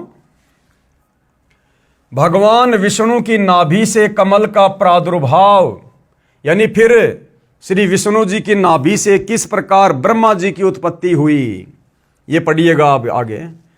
ब्रह्मा जी कहते हैं, देवर्षे यानी हे नारद, तत्पश्चात यानी उसके बाद कल्याणकारी परमेश्वर शांब सदाशिव ने यानी इस काल ने पूर्ववत परियतन करके, यानी जैसे उसने विष्णु को अपनी पत्नी दुर्गा के साथ में शारीरिक संबंध बनाकर पैदा किया था, उसी प्रकार से सदाशिव ने यानी काल ने पूर्ववत परियतन करके मुझे, यानी ब्रह्मा जी कह रहा है कि मुझे अपने दाहिने अंग से उत्पन्न किया। मुने उस महेश्वर ने यानी काल ने मुझे तुरंत ही अपनी माया मोहित करके नारायण देव के नाभि कमल में डाल दिया, यानी विष्णु के नाभि कमल में डाल दिया और लीला पूर्वक मुझे वहां से प्रकट किया। इस प्रकार उस कमल से पुत्र के रूप में मुझ हिरण्य गर्भ का जन्म हुआ, यानी मुझ ब्रह्मा का भी जन्म हुआ। यानी ब्रह्मा जी अपने जन्म के विषय में अपने बेटे को बता रहे हैं। जिस ब्रह्मा को हम कह रहे थे कि ब्रह्मा विष्णु महेश तो आदि अनादि हैं, इनका कोई माता पिता नहीं है, इनकी कभी जन्म नहीं होती, इनकी मृत्यु नहीं होती। देख लो भाई और बहनों, हमारे शास्त्रों में लिखा हुआ है और ये हमारे धर्मगुरु आज तक हमारे को इन शास्त्रों में लिखे होने के बावजूद भी ढूंढकर, पढ़कर, समझकर हमें नहीं बता पाए, समाज के सामने पेश नहीं कर पाए और सदियों से हमारे को भक्ति और भगवान के नाम पर अंधेरे में रखा। इस प्रकार ब्रह्मा, विष्णु तथा रुद्र, इन तीन देवताओं में गुण हैं। ये रुद्र कौन है? शिव जी। इस प्रकार ब्रह्मा, विष्णु और रुद्र, इन तीन देवताओं में गुण हैं। इस ब्रह्मा जी में काल और दुर्गा ने रजोगुण डाल दिया, रजोगुण युक्त कर दिया और सृष्टि आगे उत्पन्न कैसे होगी ये ब्रह्मा जी के ऊपर छोड़ दिया कि ब्रह्मा जी विषय वासनाओं में लोगों को फंसाकर रजोगुण के प्रभाव से संतान उत्पत्ति करवाएगा। विष्णु जी को शतोगुण से युक्त कर दिया कि ये जो विष्णु है अपने शतोगुण के प्रभाव से इस परिवार में लोगों को बांध के रखेगा, मेरा बेटा, मेरी बेटी। और ये जो रुद्र है, जो शिव शंकर है, इसको तमोगुण से युक्त कर दिया कि ये अंत में लोगों के मन मुटाव करवा के, लड़ाई झगड़ा करवा के, किसी भी कारण से उनको मार मार के और इस काल के भोजन के लिए तैयार करेगा। तो तीनों देवता उत्पन्न कर दिए, तीन संतान उत्पन्न कर दी इन्होंने। इस प्रकार ब्रह्मा, विष्णु तथा रुद्र यानी शिव, इन तीन देवताओं में गुण हैं, परंतु शिव यानी ये काल जो है ये गुणातीत माने जाते हैं। ये काल इनसे अलग रहता है। इन तीनों देवताओं को एक एक गुणों से युक्त कर दिया, लेकिन ये फिर इनसे अलग रहता है और हमें यही लगता है कि सारा का सारा कार्य ब्रह्मा, विष्णु, महेश कर रहे हैं, जबकि सारा का सारा कार्य उस काल के रिमोट से, दुर्गा के माध्यम से ये तीनों देवता ब्रह्मा, विष्णु, महेश कर रहे हैं। और इन तीनों अपने पुत्रों की उत्पत्ति करने के बाद में काल ने फिर दुर्गा को कहा था कि आज के बाद मैं किसी को भी मेरे ओरिजिनल काल रूप में दर्शन नहीं दूंगा और दुर्गा तू मेरे विषय में मेरा भेद इन ब्रह्मा, विष्णु, महेश को भी मत बताना, अन्यथा ये मेरे लिए फिर भोजन की व्यवस्था नहीं करेंगे। अगर इन ब्रह्मा, विष्णु, महेश को ये पता चल जाए कि हमारा बाप ऐसे ऐसे सतलोक से और उस पूर्ण परमात्मा कबीर साहिब के शराब से इस प्रकार से शापित है और ये हमारा यूज कर रहा अपने भोजन के लिए, तो ये ब्रह्मा, विष्णु, महेश कभी भी ये कुकर्म नहीं करेंगे। इसलिए इस ब्रह्मा, विष्णु, महेश को भी दुर्गा उनके पिता काल ब्रह्म तक नहीं पहुंचने देती, इस सच्चाई से दूर रखती है। तो इस प्रकार ब्रह्मा, विष्णु तथा रुद्र यानी शिव, इन तीन देवताओं में गुण है, परंतु शिव यानी जो एक काल है जो अपने बेटे शिव का रूप धारण कर लेता है, वो गुणातीत माने जाते हैं, यानी वो इनसे अलग रहता है। श्री शंकर जी भी शिव यानी काल ब्रह्म तथा शिवा यानी देवी दुर्गा का पुत्र है। श्री शिव महापुराण के विद्वेश्वर संहिता के प्रथम खंड अध्याय 6 से 10 में प्रमाण। अब देखिएगा, अब ये शंकर जी भी इसी काल और दुर्गा का पुत्र है। एक समय श्री ब्रह्मा जी तथा श्री विष्णु जी का इस बात पर युद्ध हो गया कि ब्रह्मा जी ने कहा कि मैं तेरा पिता हूं क्योंकि ये संसार मेरे से उत्पन्न हुआ है। यानी ब्रह्मा, विष्णु, महेश को भी पूर्णतया ये नहीं पता कि हम भगवान हैं या भगवान कोई और है। और इनमें भी आपस में एक समय झगड़ा हो गया दोनों भाइयों में, विष्णु जी में और ब्रह्मा जी में। तो ब्रह्मा कहने लगा कि मैं तेरा पिता हूं, मैंने सारे संसार की रचना करी है, तेरा जन्म मेरे से हुआ है। और विष्णु जी कहने लगे कि मैं तेरा पिता हूं, ये सारा संसार तो मेरे से उत्पन्न हुआ है, तू मेरे नाभि कमल से उत्पन्न हुआ है। इसी बात को लेकर हमारे दोनों भगवानों का, जिनको हम भगवान कहते हैं, बच्चों की तरह लड़ाई हो गई इनमें। क्योंकि ये संसार मेरे से उत्पन्न हुआ है, मैं प्रजापिता हूं। कौन कहने लगा? ब्रह्मा। विष्णु जी ने कहा कि मैं तेरा पिता हूं, तू मेरे नाभि कमल से उत्पन्न हुआ है। दोनों एक दूसरे को मारने के लिए तत्पर हो गए। उसी समय सदाशिव अर्थात काल ब्रह्म ने उन दोनों के बीच में एक सफेद रंग का प्रकाशमय स्तंभ खड़ा कर दिया। एक बहुत बड़ा स्तंभ यानी खंबा खड़ा कर दिया उन दोनों के बीच में। क्यों? क्योंकि इस काल को पता था कि अगर ये दोनों आपस में लड़ लड़ के मर जाएंगे तो मेरे लिए भोजन कैसे तैयार होगा, इस नीचे की सृष्टि को कौन चलाएगा। तो काल ने वहां पर एक लंबा चौड़ा स्तंभ, एक खंबा खड़ा कर दिया दोनों के बीच में, क्योंकि वो अपने ओरिजिनल रूप में तो आ नहीं सकता। उसने सौगंध खा रखी है कि मैं अपने ओरिजिनल रूप में तो किसी को दर्शन दूंगा ही नहीं। तो वो क्या करता है, या तो अपने तीनों बेटों में से किसी एक का रूप बना के आ जाता है, या फिर अन्य कोई लीलामय तरीके से वो प्रकट होता है। तो यहां पर वो एक लंबा चौड़ा उसने खंबा जो है प्रकट कर दिया उन दोनों के बीच में। अब ये दोनों देवता लड़ाई करना तो भूल गए और उस खंबे को देखने लग गए, इतना लंबा चौड़ा, उसका और छोर देखने लग गए। दोनों एक दूसरे को मारने के लिए तत्पर हो गए। उसी समय सदाशिव यानी काल ब्रह्म ने उन दोनों के बीच में एक सफेद रंग का प्रकाशमय स्तंभ यानी खंबा खड़ा कर दिया। उसके पश्चात अपने पुत्र तमगुण शिव के रूप में प्रकट होकर उस स्तंभ को अपने लिंग यानी प्राइवेट पार्ट का आकार दे दिया। अब देखना भाई और बहनों, शिवलिंग की पूजा कैसे शुरू हुई है। ये काल ऐसे आप और हमारे को ओछी साधना करवाता है, आधी अधूरी और घटिया साधना करवाता है। हमें वेदों के अनुसार भी साधना नहीं करने देता। ये नहीं चाहता कि कोई भी प्राणी सत्य साधना करके उस परम अक्षर ब्रह्म की, सनातन परम धाम की तत्वदर्शी संत से उपदेश लेके सच्ची साधना कर ले। क्यों? इसको डर है, इसको भय है। अगर मेरे लोक से ये प्राणी सत्य साधना करके सतलोक में चले गए तो मुझे जो 1 लाख स्त्री पुरुष रोजाना खाने का श्राप लगा हुआ है, फिर मेरे भोजन का क्या होगा।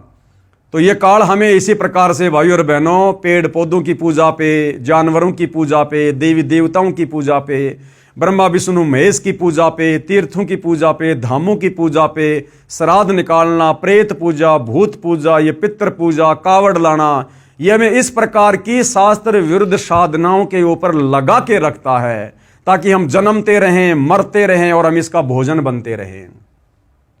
तो वहां इस काल ने क्या किया, जहां ब्रह्मा और विष्णु जी आपस में लड़ाई कर रहे थे, वहां पर इसने क्या किया, पहले तो एक तेजोमय स्तंभ खड़ा कर दिया। वो दोनों लड़ना तो भूल गए और उस खंबे को देखने लग गए। उसके बाद तुरंत ही ये काल अपने पुत्र शंकर जी के रूप में प्रकट हो गया वहां पर, शंकर जी का रूप बनाकर। और वो जो खंबा था लंबा चौड़ा, उसको अपने प्राइवेट पार्ट यानी लिंग का आकार दे दिया, लिंग का आकार। उसके पश्चात अपने पुत्र तमगुण शिव के रूप में प्रकट होकर उस स्तंभ को अपने लिंग यानी प्राइवेट पार्ट का आकार दे दिया। उसी दिन से शिव जी का लिंग विख्यात हुआ, यानी उस दिन के बाद से भाई और बहनों शिवलिंग की पूजा प्रारंभ हो गई। अब ये दुनिया शिवलिंग के नाम पर किस चीज की पूजा कर रही है? उस काल के प्राइवेट पार्ट की, लिंग की पूजा कर रही है। अरे पूजा करनी चाहिए भगवान की, परमात्मा की, और दुनिया पूजा कर रही है काल के लिंग की, प्राइवेट पार्ट की। मुक्ति कैसे मिलेगी भाई? दुर्गति होगी, दुर्गति। उस स्तंभ को अपने लिंग यानी प्राइवेट पार्ट का आकार दे दिया। उसी दिन से शिव जी का लिंग विख्यात हुआ, लिंग पूजा प्रारंभ हुई। 5वें अध्याय के श्लोक 26 और 31 में उस काल ब्रह्म ने स्वयं शंकर के रूप में प्रकट होकर उनको बताया कि तुम दोनों में से कोई भी कर्ता यानी भगवान नहीं है। ब्रह्मा विष्णु महेश को काल ने अपने सबसे छोटे बेटे शिव जी के रूप में, शंकर जी के रूप में प्रकट होकर कहा कि ये ब्रह्मा और विष्णु, तुम दोनों में से कोई भी कर्ता नहीं है, भगवान नहीं है। तुमने यानी ब्रह्मा और विष्णु ने जो अज्ञानता से अपने आप को ईश माना यानी भगवान माना, यानी अपने को जगत का कर्ता माना, ये बड़ा ही अद्भुत हुआ। काल कहने लगा कि हे ब्रह्मा और विष्णु, तुम दोनों ने जो अपने अपने आप को जगत का स्वामी मान लिया कि मैं तेरा बाप, मैंने संसार रचा है, कहते हैं ये तो बड़ा आश्चर्य है, तुमने अपने आप को भगवान कह कैसे दिया। उसी भ्रम को दूर करने के लिए मैं रण स्थल पर आया हूं। यानी तुम दोनों यहां जो ये लड़ाई कर रहे थे ना, तुम्हारे इसी भ्रम को दूर करने के लिए कि तुम्हारे में से भगवान कोई नहीं है, इसीलिए मैं यहां पर आया हूं। अब तुम दोनों अपना अभिमान त्याग कर मुझ ईश्वर में अपनी बुद्धि लगाओ। और क्या कहा शिव रूप में कि अब तुम दोनों अपने अभिमान को त्याग कर, इस भाव को छोड़कर कि मैं भगवान, और कहा कि मेरे अंदर ध्यान लगाओ। अब भाइयों और बहनों, ब्रह्मा विष्णु महेश नहीं समझ पाए कि ये हमारे भाई के रूप में ये कौन है, शंकर के रूप में ये कौन खड़ा है। अब इन दोनों देवताओं ने वहां उसको शिवजी मान लिया, और उनके मन में ये आया कि भैया न तो मैं ब्रह्मा भगवान हूं, ना मैं विष्णु भगवान हूं, ये हमारा छोटा भाई शंकर है भाई सब कुछ, ये लीला कर रहा अपने आप को छुपाए हुए। और हमारे ये जो अनुवाद करता है, जिन्होंने धर्मशास्त्रों का अनुवाद किया है, इनको ये तत्व ज्ञान नहीं था, ये ब्रह्मा विष्णु महेश से ऊपर किसी को जानते नहीं थे। तो काल ने जब वो शिवजी का रूप धारण किया, तो हमारे धर्म गुरुओं ने, अनुवादकर्ताओं ने ये सोच लिया कि भैया ये जो शिव शंकर है ना, ये सबसे बड़ा भगवान है, ये ब्रह्मा और विष्णु से भी बड़ा है, और ये सारी की सारी लीला वहां पर शंकर भगवान ने की थी। और ये शंकर भगवान ही ब्रह्मा का रूप बना के उत्पत्ति करता है, विष्णु का रूप बना के सबका पालन पोषण करता है, और शिव रूप बनाकर संहार करता है। तो इस प्रकार से हमारे धर्मगुरु और इन धर्म शास्त्रों का अनुवाद करने वाले अनुवादक भ्रमित रहे, भगवान कौन है, परमात्मा कौन है, और इस प्रकार इन्होंने शंकर जी को सर्वश्रेष्ठ मान लिया। हे पुत्रो, यानी शिव जी के रूप में वो काल कह रहा है ब्रह्मा और विष्णु को, मैंने तुमको तुम्हारे तप के प्रतिफल में जगत की उत्पत्ति और स्थिति रूप 2 कार्य दिए हैं। यानी इस ब्रह्मा जी ने जो तप किया था कमल के फूल पर बैठकर, और उसके बाद में जब ये अपने पिता की प्राप्ति के लिए गया, तो इसने काफी लंबे समय तक इसने जो है ध्यान लगाया था, तो इसका वो तप बन गया। तो काल क्या कह रहा कि मैंने तुमको तुम्हारे तप के प्रतिफल में जगत की उत्पत्ति, यानी मैंने ब्रह्मा जी को रजोगुण युक्त करके जगत की उत्पत्ति का भार सौंपा, और स्थिति यानी विष्णु जी को पालन पोषण की स्थिति सतोगुण रूप देकर 2 कार्य दिए। इसी प्रकार मैंने शंकर और रुद्र को 2 कार्य संहार व तिरोगति दिए हैं। इसी प्रकार मैंने शंकर और रुद्र को, अब बताओ ये रुद्र और शंकर कौन आ गया? अरे काल ने तो पहले से ही शिव जी का रूप बना रखा था, शंकर जी का रूप बना रखा था, फिर ये यहां ये क्यों कह रहा है कि इसी प्रकार मैंने शंकर और रुद्र को 2 कार्य संहार व तिरोगति दिए हैं। अर्थात ये जो शिव रूप में ब्रह्मा विष्णु महेश के सामने जो प्रकट था उस समय, वो ये त्रिलोकीय शिव नहीं था, ब्रह्मा विष्णु का भाई शिव नहीं था, वो काल इनका पिता उस समय वहां पर शिव रूप बनाकर आया था। अन्यथा भाइयों और बहनों, ब्रह्मा और शंकर जी तो 2 हो गए, और उसके बाद ये 2 का नाम और ले रहा है कि इसी प्रकार मैंने शंकर और रुद्र को, तो 2 तो हो गए ब्रह्मा और विष्णु, और 2 हो गए शंकर और रुद्र, यानी 4 हो गए। और ये बोलने वाला जो शिव जी के रूप में है, ये हो गया 5वां। तो ये 5वां कौन है? ये इनका पिता काल है। इसी प्रकार मैंने शंकर और रुद्र को 2 कार्य संहार व तिरोगति दिए हैं। मुझे वेदों में ब्रह्म कहा है। हो गया स्पष्ट भाई और बहनों? अब ये खुद कह रहा है जो शंकर जी के रूप में है, मुझे वेदों में ब्रह्म कहा है। मेरे 5 मुख हैं, एक मुख से अकार, दूसरे मुख से उकार, तथा तीसरे मुख से मकार, चौथे मुख से बिंदु, तथा 5वें मुख से नाद प्रकट हुए। अब बताओ शंकर जी के 5 मुख कहां भाई? तो ये काल ब्रह्म है, ये इसी प्रकार से छलबल करता है, ये अपने ओरिजिनल रूप में नहीं आता। उन्हीं 5 अवयवों से एकीभूत होकर एक अक्षर ओम बना है, यह मेरा मूल मंत्र है। क्लियर? ये कह रहा कि ओम मेरा मूल मंत्र है। अब गीता का ज्ञान देने वाला ये काल ब्रह्म, गीता अध्याय 8 श्लोक नंबर 13 में क्या कह रहा है? ओम इति एक अक्षर ब्रह्म व्यवहरण माम अनुशमरण ये प्रयाति तजन देहम शयाति परमाम गतम। गीता का ज्ञान देते समय ये काल ब्रह्म कह रहा कि अर्जुन मेरा तो एक ओम मंत्र है, और इस ओम नाम की साधना जो अंतिम श्वास तक करता है वो मेरे ब्रह्म लोक में जाता है। तो यहां पर ये क्या कह रहा है कि उन्हीं 5 अवयवों से एकीभूत होकर एक अक्षर ओम बना है, और यह है मेरा मूल मंत्र है। ये ओम मेरा मूल मंत्र है। तो ओम मंत्र किसका? इस काल ब्रह्म का। तो इस प्रकार भाइयों और बहनों, ये काल अपने ओरिजिनल काल रूप में ना कर अपने तीनों बेटों में से किसी एक का रूप बनाकर इसी प्रकार से छलबल करता है। और हम भोले भाले आदमी और हमारे ये ज्ञानहीन धर्म गुरु जब वो ब्रह्मा का रूप बनाता है, कोई लीला करता है, तो हम ब्रह्मा को कह देते हैं कि इससे बड़ा कोई भगवान नहीं। जब वो विष्णु का रूप बना के कोई षड्यंत्र करता है, कोई लीला करता है, तो हम कह देते हैं कि बस विष्णु से बढ़कर कोई नहीं। और जब शंकर जी का रूप बनाकर इस प्रकार की घटनाओं को जन्म देता है, जिस प्रकार उसने शंकर जी का रूप बनाकर अपने लिंग की पूजा संसार में शुरू करवा दी, अपने प्राइवेट पार्ट की। आज हम शिव मंदिरों के अंदर जो शिवलिंग पूजते हैं वो इस काल का ये प्राइवेट पार्ट है। और देखिए आगे कितनी सत्यता लिखी हुई है, हमारे धर्मशास्त्रों में लिखी हुई है। शिव पुराण के इस उल्लेख से यह भी सिद्ध हुआ कि मेरे को ब्रह्म कहते हैं।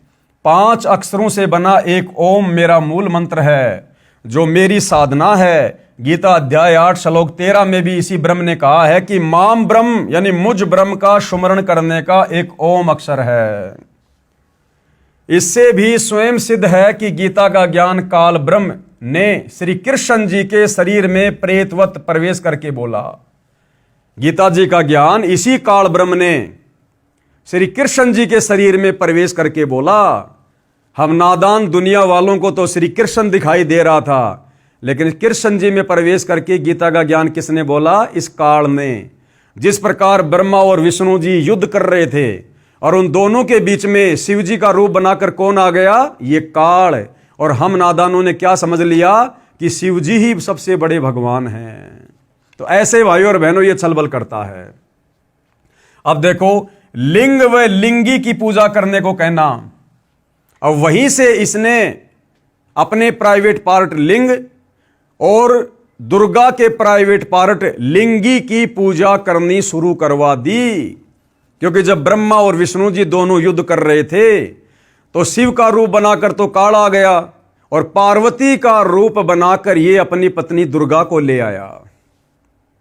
और उसके बाद से इसने संसार में अपने प्राइवेट पार्ट लिंग की और अपनी पत्नी दुर्गा के प्राइवेट पार्ट लिंगी की पूजा शुरू करवा दी, जो हम हिंदू श्रद्धालु मंदिरों में शिवलिंग के नाम से उसकी पूजा करते हैं। देखिएगा, लिंग व लिंगी की पूजा करने को कहना, काल ब्रह्म ने अपने लिंग यानी प्राइवेट पार्ट तथा स्त्री की लिंगी यानी प्राइवेट पार्ट की पूजा करने को कहा। जो मंदिरों में शिवलिंग स्थापित किया होता है उसको ध्यान से देखा जाए तो पता चलता है कि पत्थर की लिंगी यानी स्त्री की योनि में पत्थर का लिंग यानी शिव का लिंग पेशाब इंद्री प्रविष्ट किया गया होता है। यानी शिवलिंग के नीचे जो पत्थर होता है गोल गोल, गुरुदेव कह रहे हैं कि वो दुर्गा का प्राइवेट पार्ट है। लिंगी जिसके अंदर वो पत्थर का शिवलिंग बनाकर, काल का लिंग बनाकर उसके अंदर डाला हुआ है। तो जो फोटो हम देखते हैं मंदिरों में या शिवलिंग की जो फोटो देखते हैं, तो ऊपर तो ये काल का जो प्राइवेट पार्ट है जिसको शिवलिंग कहते हैं वो है, और शिवलिंग जिस उस पत्थर की टुकड़ी के ऊपर रखा होता है जिसके वो अंदर होता है वो इस दुर्गा का प्राइवेट पार्ट है, लिंगी है, जिसकी पूजा इसने संसार में शुरू करवा दी। हमें मुक्ति के मार्ग से रोकने के लिए, हमें यहीं पर जन्मने और मरने के लिए, क्योंकि ये जो शिवलिंग की साधना है ये वेद विरुद्ध है, शास्त्रों के विरुद्ध है। और शास्त्र विरुद्ध साधना करके जो मनमाना आचरण करता है वो कभी न सिद्धि को प्राप्त होता है, न गति को प्राप्त होता है, न उसकी मुक्ति होती है। ये गीता अध्याय 16 श्लोक नंबर 23 का सारांश है। अब आगे देखिए भाइयों और बहनों, श्री शिव पुराण के विद्वेश्वर संहिता के खंड 1 अध्याय 5 श्लोक 26 और 31 भाई और बहनों ये नोट कर लेना, ये कहीं आपको लगे कि भाई संत रामपाल जी ने ऐसे लिख दिए होंगे। हमारे हिंदू धर्म शास्त्रों में जहां जहां जो बातें लिखी हुई हैं, आप लोगों की सुविधा के लिए कौन सा अध्याय है, कौन सा पेज है, कौन सा खंड है, सब कुछ बताया जा रहा है।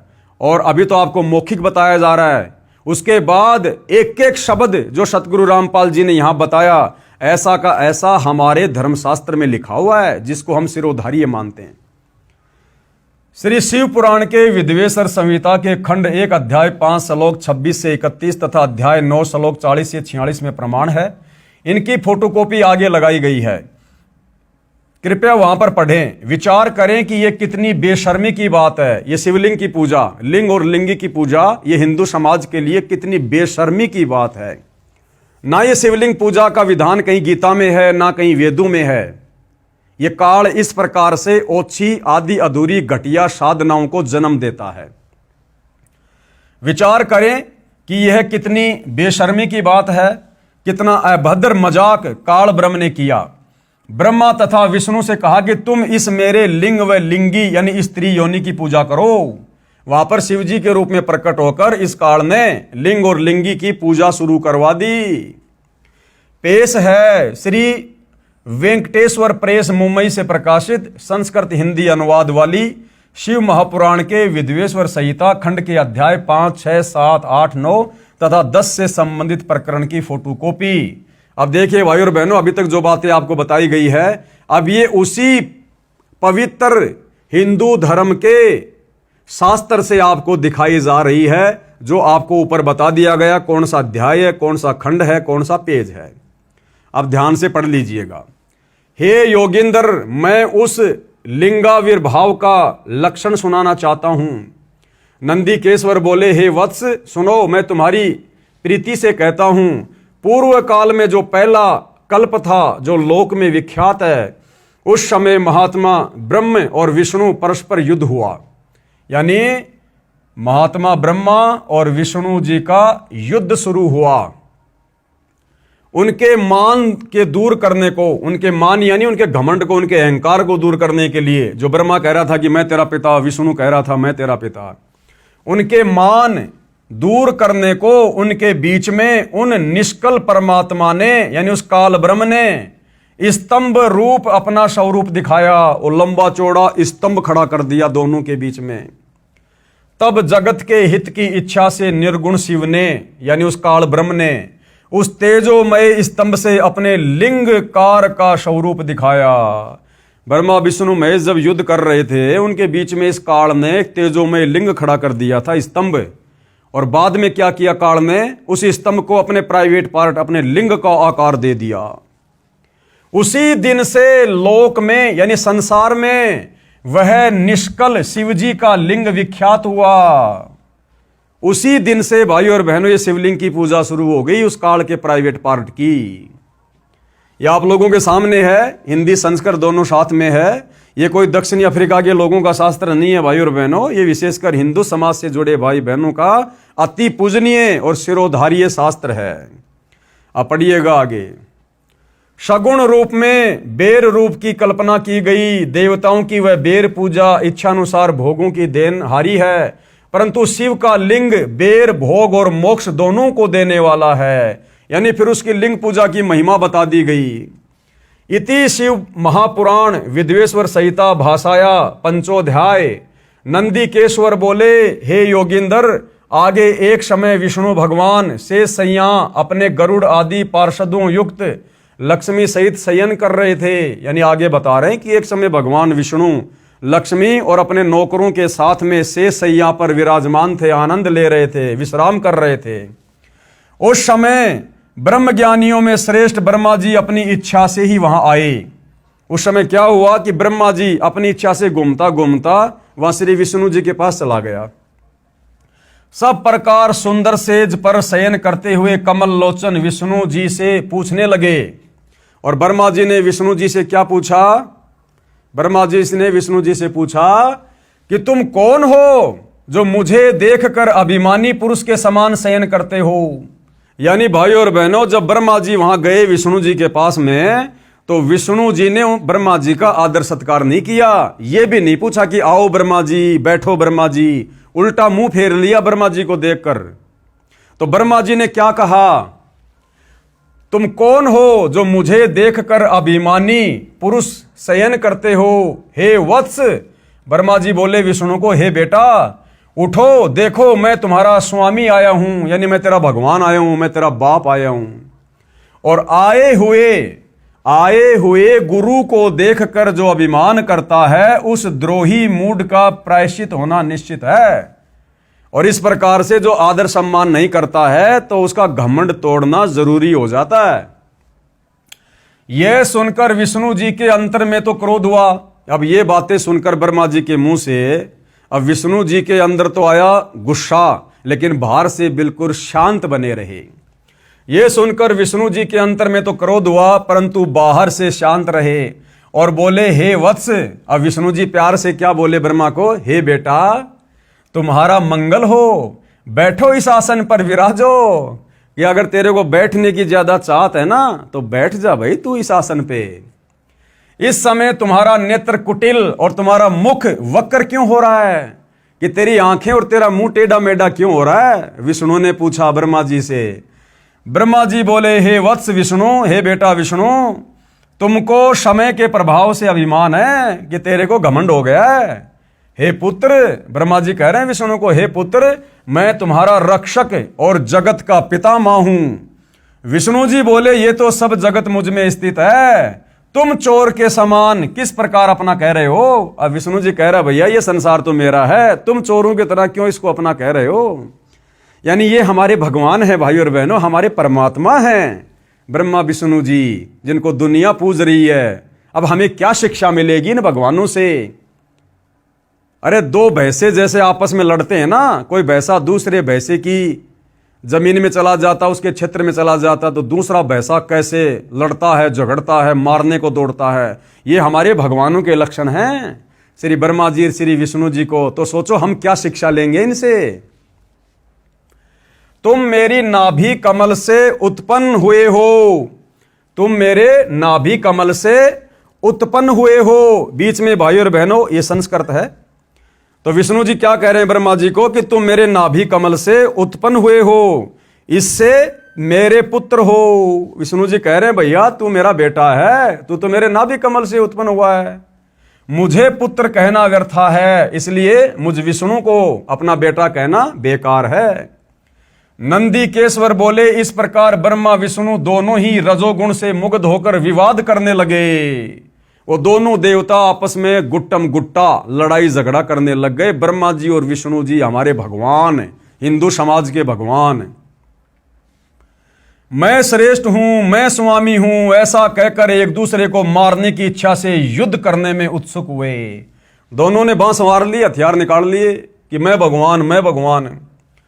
और हंस और गरुड़ वाहन पर स्थित हो ये दोनों देव युद्ध करने लगे। अब श्री ब्रह्मा जी का वाहन क्या है, हंस, और विष्णु जी का वाहन क्या है, गरुड़। अब दोनों अपने अपने रथ पे सवार हो गए, अपने अपने वाहनों पर, और आपस में ब्रह्मा जी और विष्णु जी युद्ध करने लगे, लड़ाई करने लगे। और हंस और गरुड़ वाहन पर स्थित होकर ये दोनों देव युद्ध करने लगे। तब ब्रह्मा और विष्णु के वाहन गण भी युद्ध करने लगे, हंस और गरुड़ भी आपस में लड़ने लगे। तब संपूर्ण देवता, भाई और बहनों ऊपर तो आपने ब्रह्मा और विष्णु जी का देख लिया, इन हमारे भगवानों की स्थिति देख लिया आपने।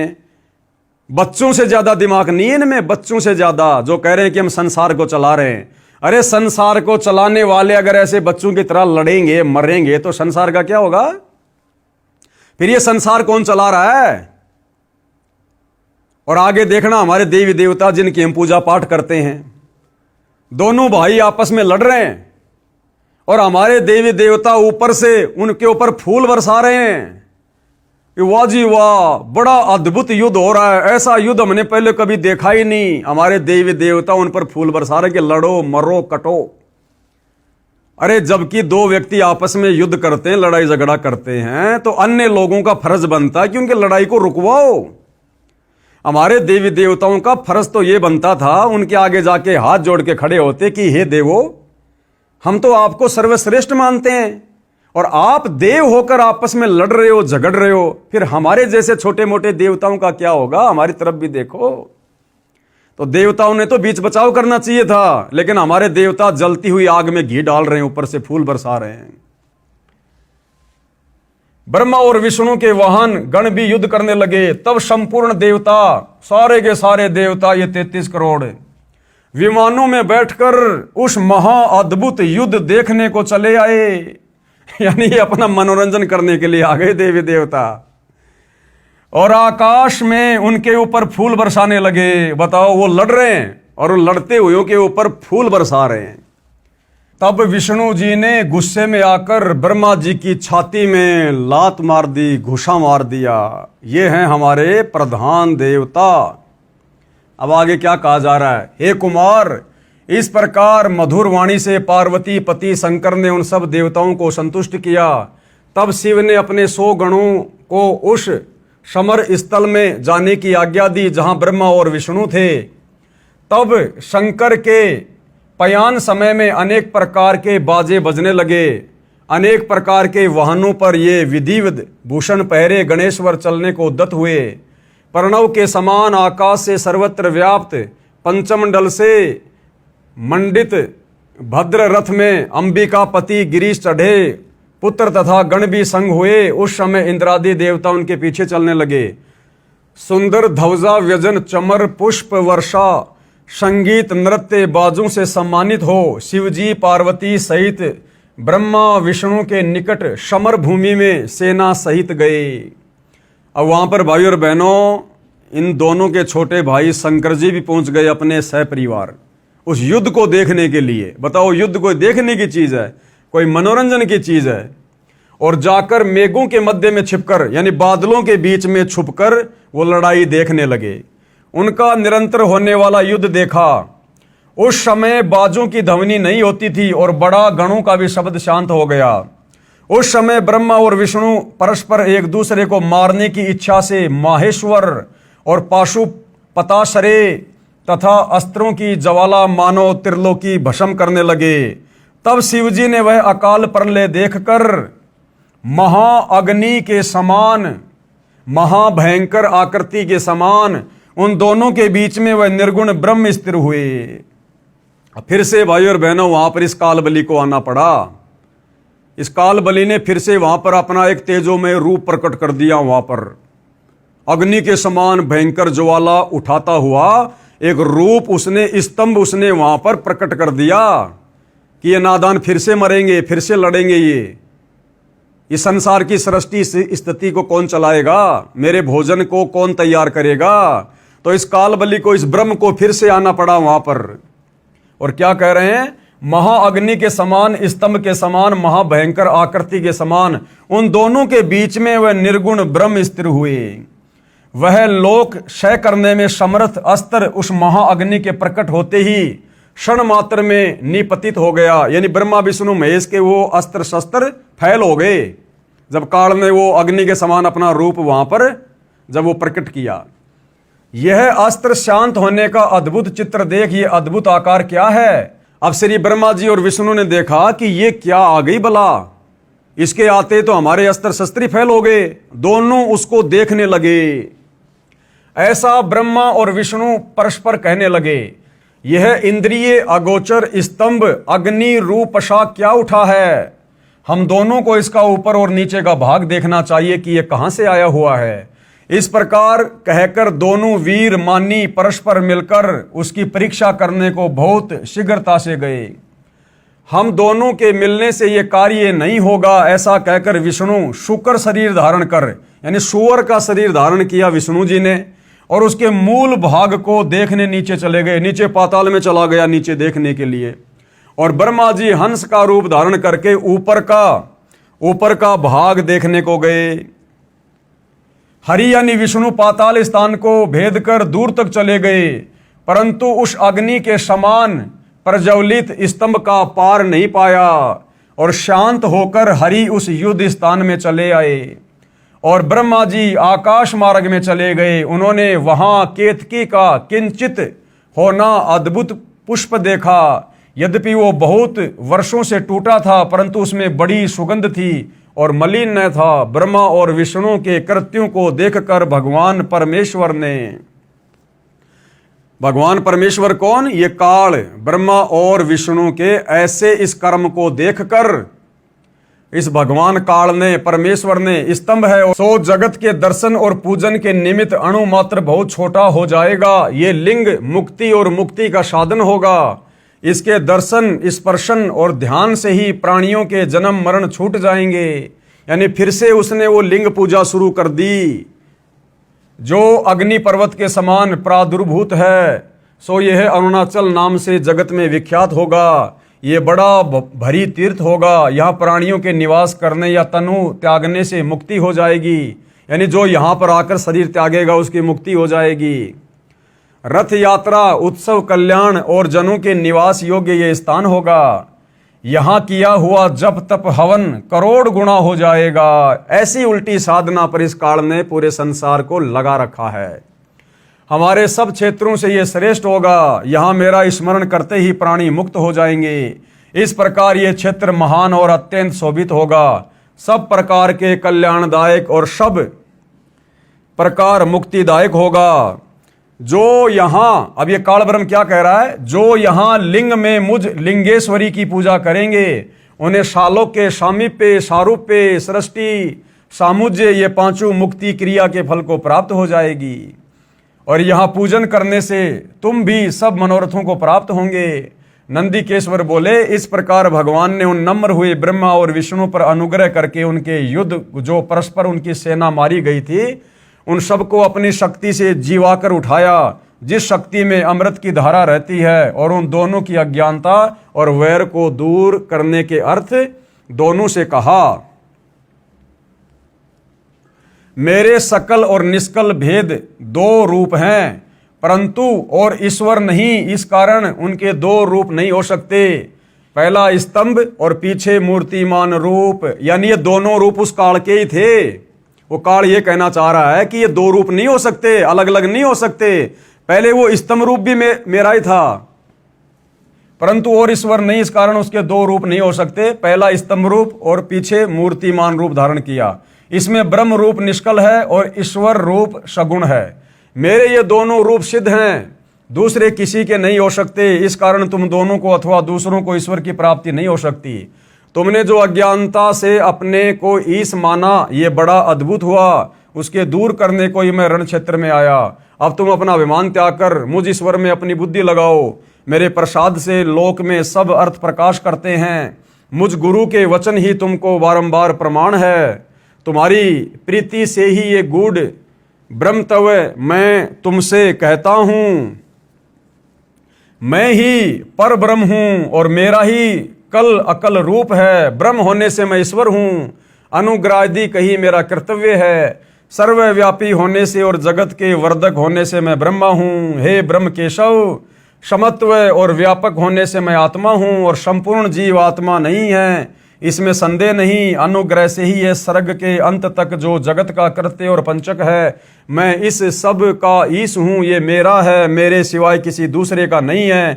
प्रथम तो ब्रह्म तत्व ज्ञान के निमित्त निष्कल ब्रह्म का प्रादुर्भाव हुआ है। यानी ये काल भाई और बहनों अटपट करने लगा, अपने सिवा किसी और को भगवान ना कोई मान ले, इसके लिए ये अपने आप को ही परमात्मा विख्यात करने लगा उन दोनों के बीच में। तो इस प्रकार भाई और बहनों, ये बहुत सारी बातें जो पूज्य गुरुदेव भगवान ने ऊपर हमारे को मौखिक बताई थी, ये सारी के सारी बातें, सारे के सारे ये प्रमाण आपको यहाँ पर इस रुद्र संहिता के अंदर बिल्कुल साफ साफ देखने और पढ़ने को मिल जाएंगे। आप जी ये देख सकते हैं, आपकी आंखों के सामने है। अब गुरुदेव क्या कह रहे हैं? उपरोक्त शिव महापुराण के प्रकरण से सिद्ध हुआ कि श्री ब्रह्मा जी, श्री विष्णु जी तथा श्री शिव जी की माता श्री दुर्गा देवी अष्टंगी देवी है तथा पिता सदाशिव अर्थात काल ब्रह्म है, जिसने श्रीमद् भगवत गीता का ज्ञान श्री कृष्ण जी में प्रवेश करके बोला था। इसी को क्षर पुरुष, क्षर ब्रह्म यानी ज्योति निरंजन काल ब्रह्म भी कहा गया है। यही प्रमाण श्रीमद् भगवत गीता अध्याय 14 श्लोक नंबर 3 से 5 में भी है कि रजगुण ब्रह्मा, सतगुण विष्णु और तम गुण शंकर, तीनों गुण प्रकृति अर्थात दुर्गा देवी से उत्पन्न हुए हैं। यानी रजगुण ब्रह्मा, सतगुण विष्णु, तम गुण शिव जी, ये तीनों गुण इस प्रकृति देवी अर्थात अष्टंगी अंबिका जगदम्बा इस दुर्गा से उत्पन्न हुए हैं काल के सहयोग से। प्रकृति तो सब जीवों को उत्पन्न करने वाली माता है। प्रकृति यानी ये दुर्गा, काल कह रहा है ये जो प्रकृति है ना, ये दुर्गा, ये तो सब जीवों को उत्पन्न करने वाली है। और मैं कौन? ये गीता का ज्ञान देने वाला ब्रह्म सब जीवों का पिता हूं। मैं दुर्गा प्रकृति के गर्भ में बीज स्थापित करता हूं, यानी दुर्गा के साथ में शारीरिक संबंध बनाकर इस प्रकार से मैं उत्पत्ति करता हूं, जिससे सबकी उत्पत्ति होती है। ये तीनों गुण कौन से? रजगुण ब्रह्मा, सतगुण विष्णु, तम गुण शिव जी ही जीवात्मा को शरीर में बांधते हैं। यानी सब जीवों को काल के जाल में फंसाकर रखने वाले ये तीनों देवता हैं, तीन गुण हैं ये। इसीलिए इस काल ने गीता अध्याय 7 श्लोक नंबर 12 से 15 में इन तीनों गुणों के द्वारा जिनकी बुद्धि हरी जा चुकी है उनको 4 गालियां दी है। यानी जो केवल ब्रह्मा विष्णु महेश की भक्ति तक सीमित हैं, ऊपर इस काल की भक्ति नहीं करते, काल ने उनके लिए कहा कि वो तो आसुर स्वभाव को धारण किए हुए मनुष्यों में नीच दूषित कर्म करने वाले मूढ़ मूर्ख मुझको भी नहीं भजते। यही प्रमाण गीता अध्याय 7 श्लोक 12 से 15 में है कि जिनकी बुद्धि तीनों गुणों रजगुण ब्रह्मा, सतगुण विष्णु तथा तम गुण शिव से मिलने वाले क्षणिक लाभ यानी थोड़े बहुत लाभ तक सीमित है, यानी जिनका ज्ञान हरा जा चुका है, वे राक्षस स्वभाव को धारण किए हुए मनुष्यों में नीच दूषित कर्म करने वाले मूर्ख हैं, जो मुझे यानी गीता ज्ञान दाता इस काल ब्रह्म को भी नहीं भजते। विशेष अब क्या कह रहे हैं गुरुदेव भगवान? इस शिव पुराण के विद्वेश्वर संहिता खंड 1 अध्याय 9 के श्लोक 40 और 46 तथा अध्याय 5 के श्लोक 26 से 31 की फोटोकॉपी ऊपर लगी है, जो अभी हमने देखी है। इनमें कहा है कि काल ब्रह्म ने कहा है कि जीवों को जन्म मृत्यु के चक्कर में रजगुण ब्रह्मा, सतगुण विष्णु तथा तम गुण शिव ये तीनों गुण यानी तीनों देवता डालते हैं, अपना बचाव कर रहा है। ये काल ब्रह्म इस प्रकार कपट युक्त कार्य करता है, यानी सारी की सारी जिम्मेदारी, सारा का सारा दोष, ये पूरा का पूरा ठेकरा इस काल ने ब्रह्मा विष्णु महेश के सिर पे फोड़ दिया कि ये ब्रह्मा विष्णु महेश ही हैं जो यहाँ जीवों को कर्म बंधनों में बांध के रखते हैं, जन्म और मरण के चक्कर में रखते हैं। जबकि ब्रह्मा विष्णु महेश को ये कार्य एक एक गुण युक्त करके किसने दे रखा है? इसी काल ब्रह्म ने ब्रह्मा जी को रजोगुण युक्त करके यहाँ पर जीवों की उत्पत्ति करवाता है, विष्णु जी को शतोगुण से युक्त करके सबका पालन पोषण करवाता है, और शंकर जी को रजोगुण से युक्त करके फिर हमारा संहार करवाता है। लेकिन उसके बावजूद भी ये कपट युक्त बात कर रहा है और अपने आप को पाक साफ साबित करते हुए ब्रह्मा विष्णु महेश के ऊपर ठेकरा फोड़ रहा है। गीता अध्याय 7 श्लोक 12 में इसी ने कहा है कि जो कुछ तीनों गुणों यानी रजगुण ब्रह्मा से उत्पत्ति, सतगुण विष्णु से स्थिति तथा तमगुण शिव से संहार हो रहा है, इसका निमित्त मैं हूं, यानी मूल कारण तो मैं ही हूं। इन तीनों गुणों के प्रभाव से ये जो ब्रह्मा विष्णु महेश कार्य कर रहे हैं, वो गुण इनको मैंने दिए, इनका मूल कारण तो मैं ही हूं, कंट्रोलर तो मैं काल हूं। परम अक्षर ब्रह्म यानी कबीर जी ने यथार्थ ज्ञान अपनी प्रिय आत्मा संत गरीबदास छुड़ानी वाले को बताया। उन्होंने अपनी वाणी में उसे समझाया और कहा कि अकेले ब्रह्मा विष्णु तथा शिव इसके कारण नहीं है, और कौन है? ये आदरणीय गरीबदास जी की वाणी है। ब्रह्मा विष्णु महेश्वर यानी ब्रह्मा विष्णु शिव जी, माया और धर्मराया। माया कौन? ये दुर्गा, इन तीनों की माता, और ये धर्मराया कौन? ये काल, इन तीनों का पिता। ये 5 हो गए। ब्रह्मा विष्णु महेश्वर, माया और धर्मराया, इन 5 मिल परपंच बनाया, वाणी हमरी लइये। इन 5 मिल जीव अटकाए, जुगन जुगन हम आन छुड़ाए। परमात्मा कह रहे हैं इन 5 ने मिलकर इन आत्माओं को यहां पर फंसा रखा है, और कह रहे हैं कि मैं यहां पर युगों युगों तत्वदर्शी संत का रूप धारण करके आता हूं और इनके जाल से जीव आत्माओं को समझाता हूं। पेश है गीता अध्याय 14 श्लोक 4 और 5 की फोटोकॉपी। गीता अध्याय 14 श्लोक नंबर 4 की फोटोकॉपी। संस्कृत में श्लोक है, नीचे अनुवाद है। ये काल ब्रह्म गीता का ज्ञान देने वाला क्या कह रहा है? हे अर्जुन, नाना प्रकार की सब योनियों में जितनी मूर्तियां अर्थात शरीरधारी प्राणी उत्पन्न होते हैं, नाना प्रकार की सब योनियों में यानी 84 प्रकार की योनियों में जितने भी जीव जंतु हैं, जितने भी शरीरधारी प्राणी हैं, गधे, कुत्ते, सूअर, इंसान, कीट, पतंग। हे अर्जुन, नाना प्रकार की सब योनियों में जितनी मूर्तियां यानी शरीर अर्थात शरीरधारी प्राणी उत्पन्न होते हैं, ये प्रकृति यानी दुर्गा तो उन सब की गर्भ धारण करने वाली माता है, और मैं यानी काल बीज को स्थापन करने वाला पिता हूं।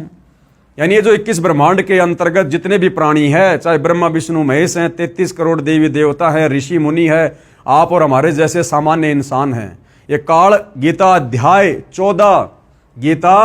14 श्लोक 4 में क्या कह रहा है कि तमाम प्रकार के जीवों की मां तो ये दुर्गा है, और इस दुर्गा के गर्भ में बीज डालने वाला यानी दुर्गा के संयोग से सबको उत्पन्न करने वाला मैं काल सबका पिता हूं।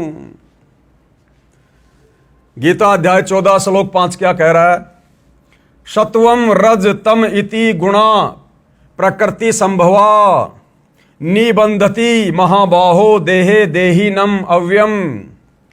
ये काल ब्रह्म क्या कह रहा है? हे अर्जुन, सत्व गुण, रजोगुण और तमोगुण यानी ब्रह्मा विष्णु महेश, ये प्रकृति से उत्पन्न तीनों गुण, प्रकृति कौन? दुर्गा से उत्पन्न ये तीनों गुण कौन? रजगुण ब्रह्मा, सतोगुण विष्णु, तमोगुण शिव जी, अविनाशी जीव आत्मा को शरीर में बांधते हैं। यानी हम सबकी आत्माएं अविनाशी है, आत्मा कभी किसी की नहीं मरती, लेकिन इस अविनाशी आत्मा को इस काल के रिमोट से ये ब्रह्मा विष्णु महेश यहां पर कर्म बंधनों में बांध के रखते हैं तीनों गुणों के प्रभाव से। तो बताओ भाई और बहनों, तीनों गुणों के प्रभाव से हम सभी इंसानों को कर्म बंधनों में बांधने वाले कौन? ब्रह्मा विष्णु महेश। और ब्रह्मा विष्णु महेश के माध्यम से हम सभी जीव आत्माओं को बंधवाने वाला कौन? ये काल और दुर्गा। और सारा संसार इसी काल और दुर्गा की और इस ब्रह्म की पूजा में लगा हुआ है, जिन्होंने हम सबको यहां पर कर्म बंधनों में बांध रखा है, जन्म और मृत्यु में रखते हैं। तो भला इनकी पूजा करने से हमारी मुक्ति कैसे होगी? ये विचारणीय विषय है। इसलिए गीता अध्याय 4 श्लोक नंबर 34 में ये गीता का ज्ञान देने वाला काल ब्रह्म सच्चाई बता रहा है कि अर्जुन, अगर तुझे जन्म और मरण से छुटकारा चाहिए, परम शांति को प्राप्त करना चाहता है, उस सनातन परम धाम सतलोक में जाना चाहता है, तो भैया किसी तत्वदर्शी संत की खोज कर ले, उस तत्वदर्शी संत से उपदेश ले। वो तत्वदर्शी संत तुझे परमात्म तत्व का ज्ञान बताएगा, तुझे भक्ति और मुक्ति का मार्ग बताएगा, मेरे इस 21 ब्रह्मांड से बाहर निकलने का, कर्म बंधनों से मुक्त होने का मार्ग बताएगा। तब तेरी गति होगी, तेरी सदगति होगी, तुझे पूर्ण मुक्ति मिलेगी। फिर उस परम धाम सतलोक में जाने के बाद गीता अध्याय 18 श्लोक 62 में कह रहा है कि फिर उस सनातन परम धाम में जाने के बाद ये प्राणी वापस लौटकर संसार में नहीं आता है। तो भाई और बहनों, वह तत्वदर्शी संत आज वर्तमान में धरती पर सतगुरु रामपाल जी हैं। ये स्वयं परम अक्षर ब्रह्म हैं, सच्चिदानंद घन ब्रह्म हैं। ये स्वयं ही कबीर देव हैं, क्योंकि स्वयं कबीर देव के अलावा तत्वदर्शी संत की भूमिका संसार में कोई भी नहीं कर सकता। इस 21 ब्रह्मांड का स्वामी काल ब्रह्म, और काल ब्रह्म कह रहा है कि मुझे भी तत्व ज्ञान नहीं है। तो बताओ फिर तत्वदर्शी संत को कैसे हो जाएगा, यदि तत्वदर्शी संत भी आप और हमारी तरह एक सामान्य इंसान होगा और काल के 21 ब्रह्मांड का निवासी होगा। इसलिए जो तत्वदर्शी संत है, जिसके विषय में गीता ज्ञानदाता अध्याय 4 श्लोक 34 में अर्जुन से कह रहा है, वह तत्वदर्शी संत स्वयं ही परम अक्षर ब्रह्म होता है, और वर्तमान में वह तत्वदर्शी संत सतगुरु रामपाल जी है। भाई और बहनों, जितना जल्दी हो सके इस शुभ अवसर का लाभ उठाओ, इस ज्ञान को अच्छे से समझकर अति शीघ्र सतगुरु रामपाल जी की शरण ग्रहण करो, अपनी मुक्ति का मार्ग प्रशस्त करो। आप ये ना सोचो कि मुझे कोई दिक्कत नहीं है, मेरा तो बढ़िया परिवार है, बढ़िया बिजनेस है, लंबी गाड़ी है, बड़ी कोठी है, बच्चे मेरे नौकरी लग रहे हैं, मैं बड़ा अधिकारी हूं, या मैं तो पेंशन आ गया हूं, हजारों लाखों रुपये मेरी पेंशन है। भाई और बहनों, जीवन केवल इतना ही नहीं है। अरे ये सुख कितने दिन का, 10, 20, 50 साल का। अगर आप कोई अधिकारी है, कोई मंत्री है, मान लो आपकी कल को पेंशन बन जाएगी, तो कब तक का सुख है ये? जब तक जियोगे तब तक तो पेंशन मिलेगी। और बुढ़ापे का कष्ट वो पेंशन दूर नहीं कर सकती। जब शरीर में कोई रोग हो जाएगा, भयंकर पीड़ा होगी, कैंसर होगा, वो पेंशन दूर नहीं कर पाएगी। अपने कर्मों का फल तो भोगना पड़ेगा। और ये शरीर छूटने के बाद फिर अगला जन्म मिल गया लक 84 में गधे कुत्ते सूअर का, क्योंकि विधान है जाना पड़ेगा। क्योंकि एक मनुष्य जन्म लक 84 योनियां भोगने के बाद मिलता है। तो ये मनुष्य जन्म यदि तुमने सत भक्ति करके सफल नहीं किया, तो अगला जन्म कहां? गधे कुत्ते सूअर का। अब बताओ फिर सूअर की योनि में तुम्हें कौन पेंशन देगा? कौन तुम्हारे बेटा बेटी बुढ़ापे में तुम्हारी सेवा करेंगे? कौन तुम्हें इज्जत देगा? तो अपने आगे का भविष्य देखो, अपने अगले जन्म देखो, अपनी ज्ञान वाली आंखों को थोड़ा आगे फैलाओ, थोड़ा आगे का देखो, सोचो। और आगे का देखा सोचा जाएगा तत्वदर्शी संत के सत्संग सुन के। अन्यथा ये काल सबकी आंखें बंद रखता है। इसने ब्रह्मा विष्णु महेश की आंखें बंद कर रखी है। अध्यात्म के मामले में आप और हमारी 2 कोटि के जीवों की कैसे खुलने देगा? तो भाइयों और बहनों, आज मौका है। परमात्मा स्वयं धरती पर तत्वदर्शी संत के रूप में प्रकट हैं। यदि इनकी भक्ति करके मुक्ति प्राप्त कर लेते हैं तो हमारा पीछा छूट जाएगा। अन्यथा फिर युगों युगों के लिए हम इसी प्रकार से कर्म बंधनों में बंध जाएंगे और ये हमारी दुर्गति काल इसी प्रकार से करता रहेगा। तो भाइयों और बहनों, आज के वीडियो में केवल इतना ही। कल परमेश्वर के आशीर्वाद से हम पवित्र पुस्तक हिंदू साहिबान नई सिम जी गीता वेद पुराण इसके 6ठे अध्याय में चलेंगे। और 6ठे अध्याय में फिर हम क्या देखेंगे?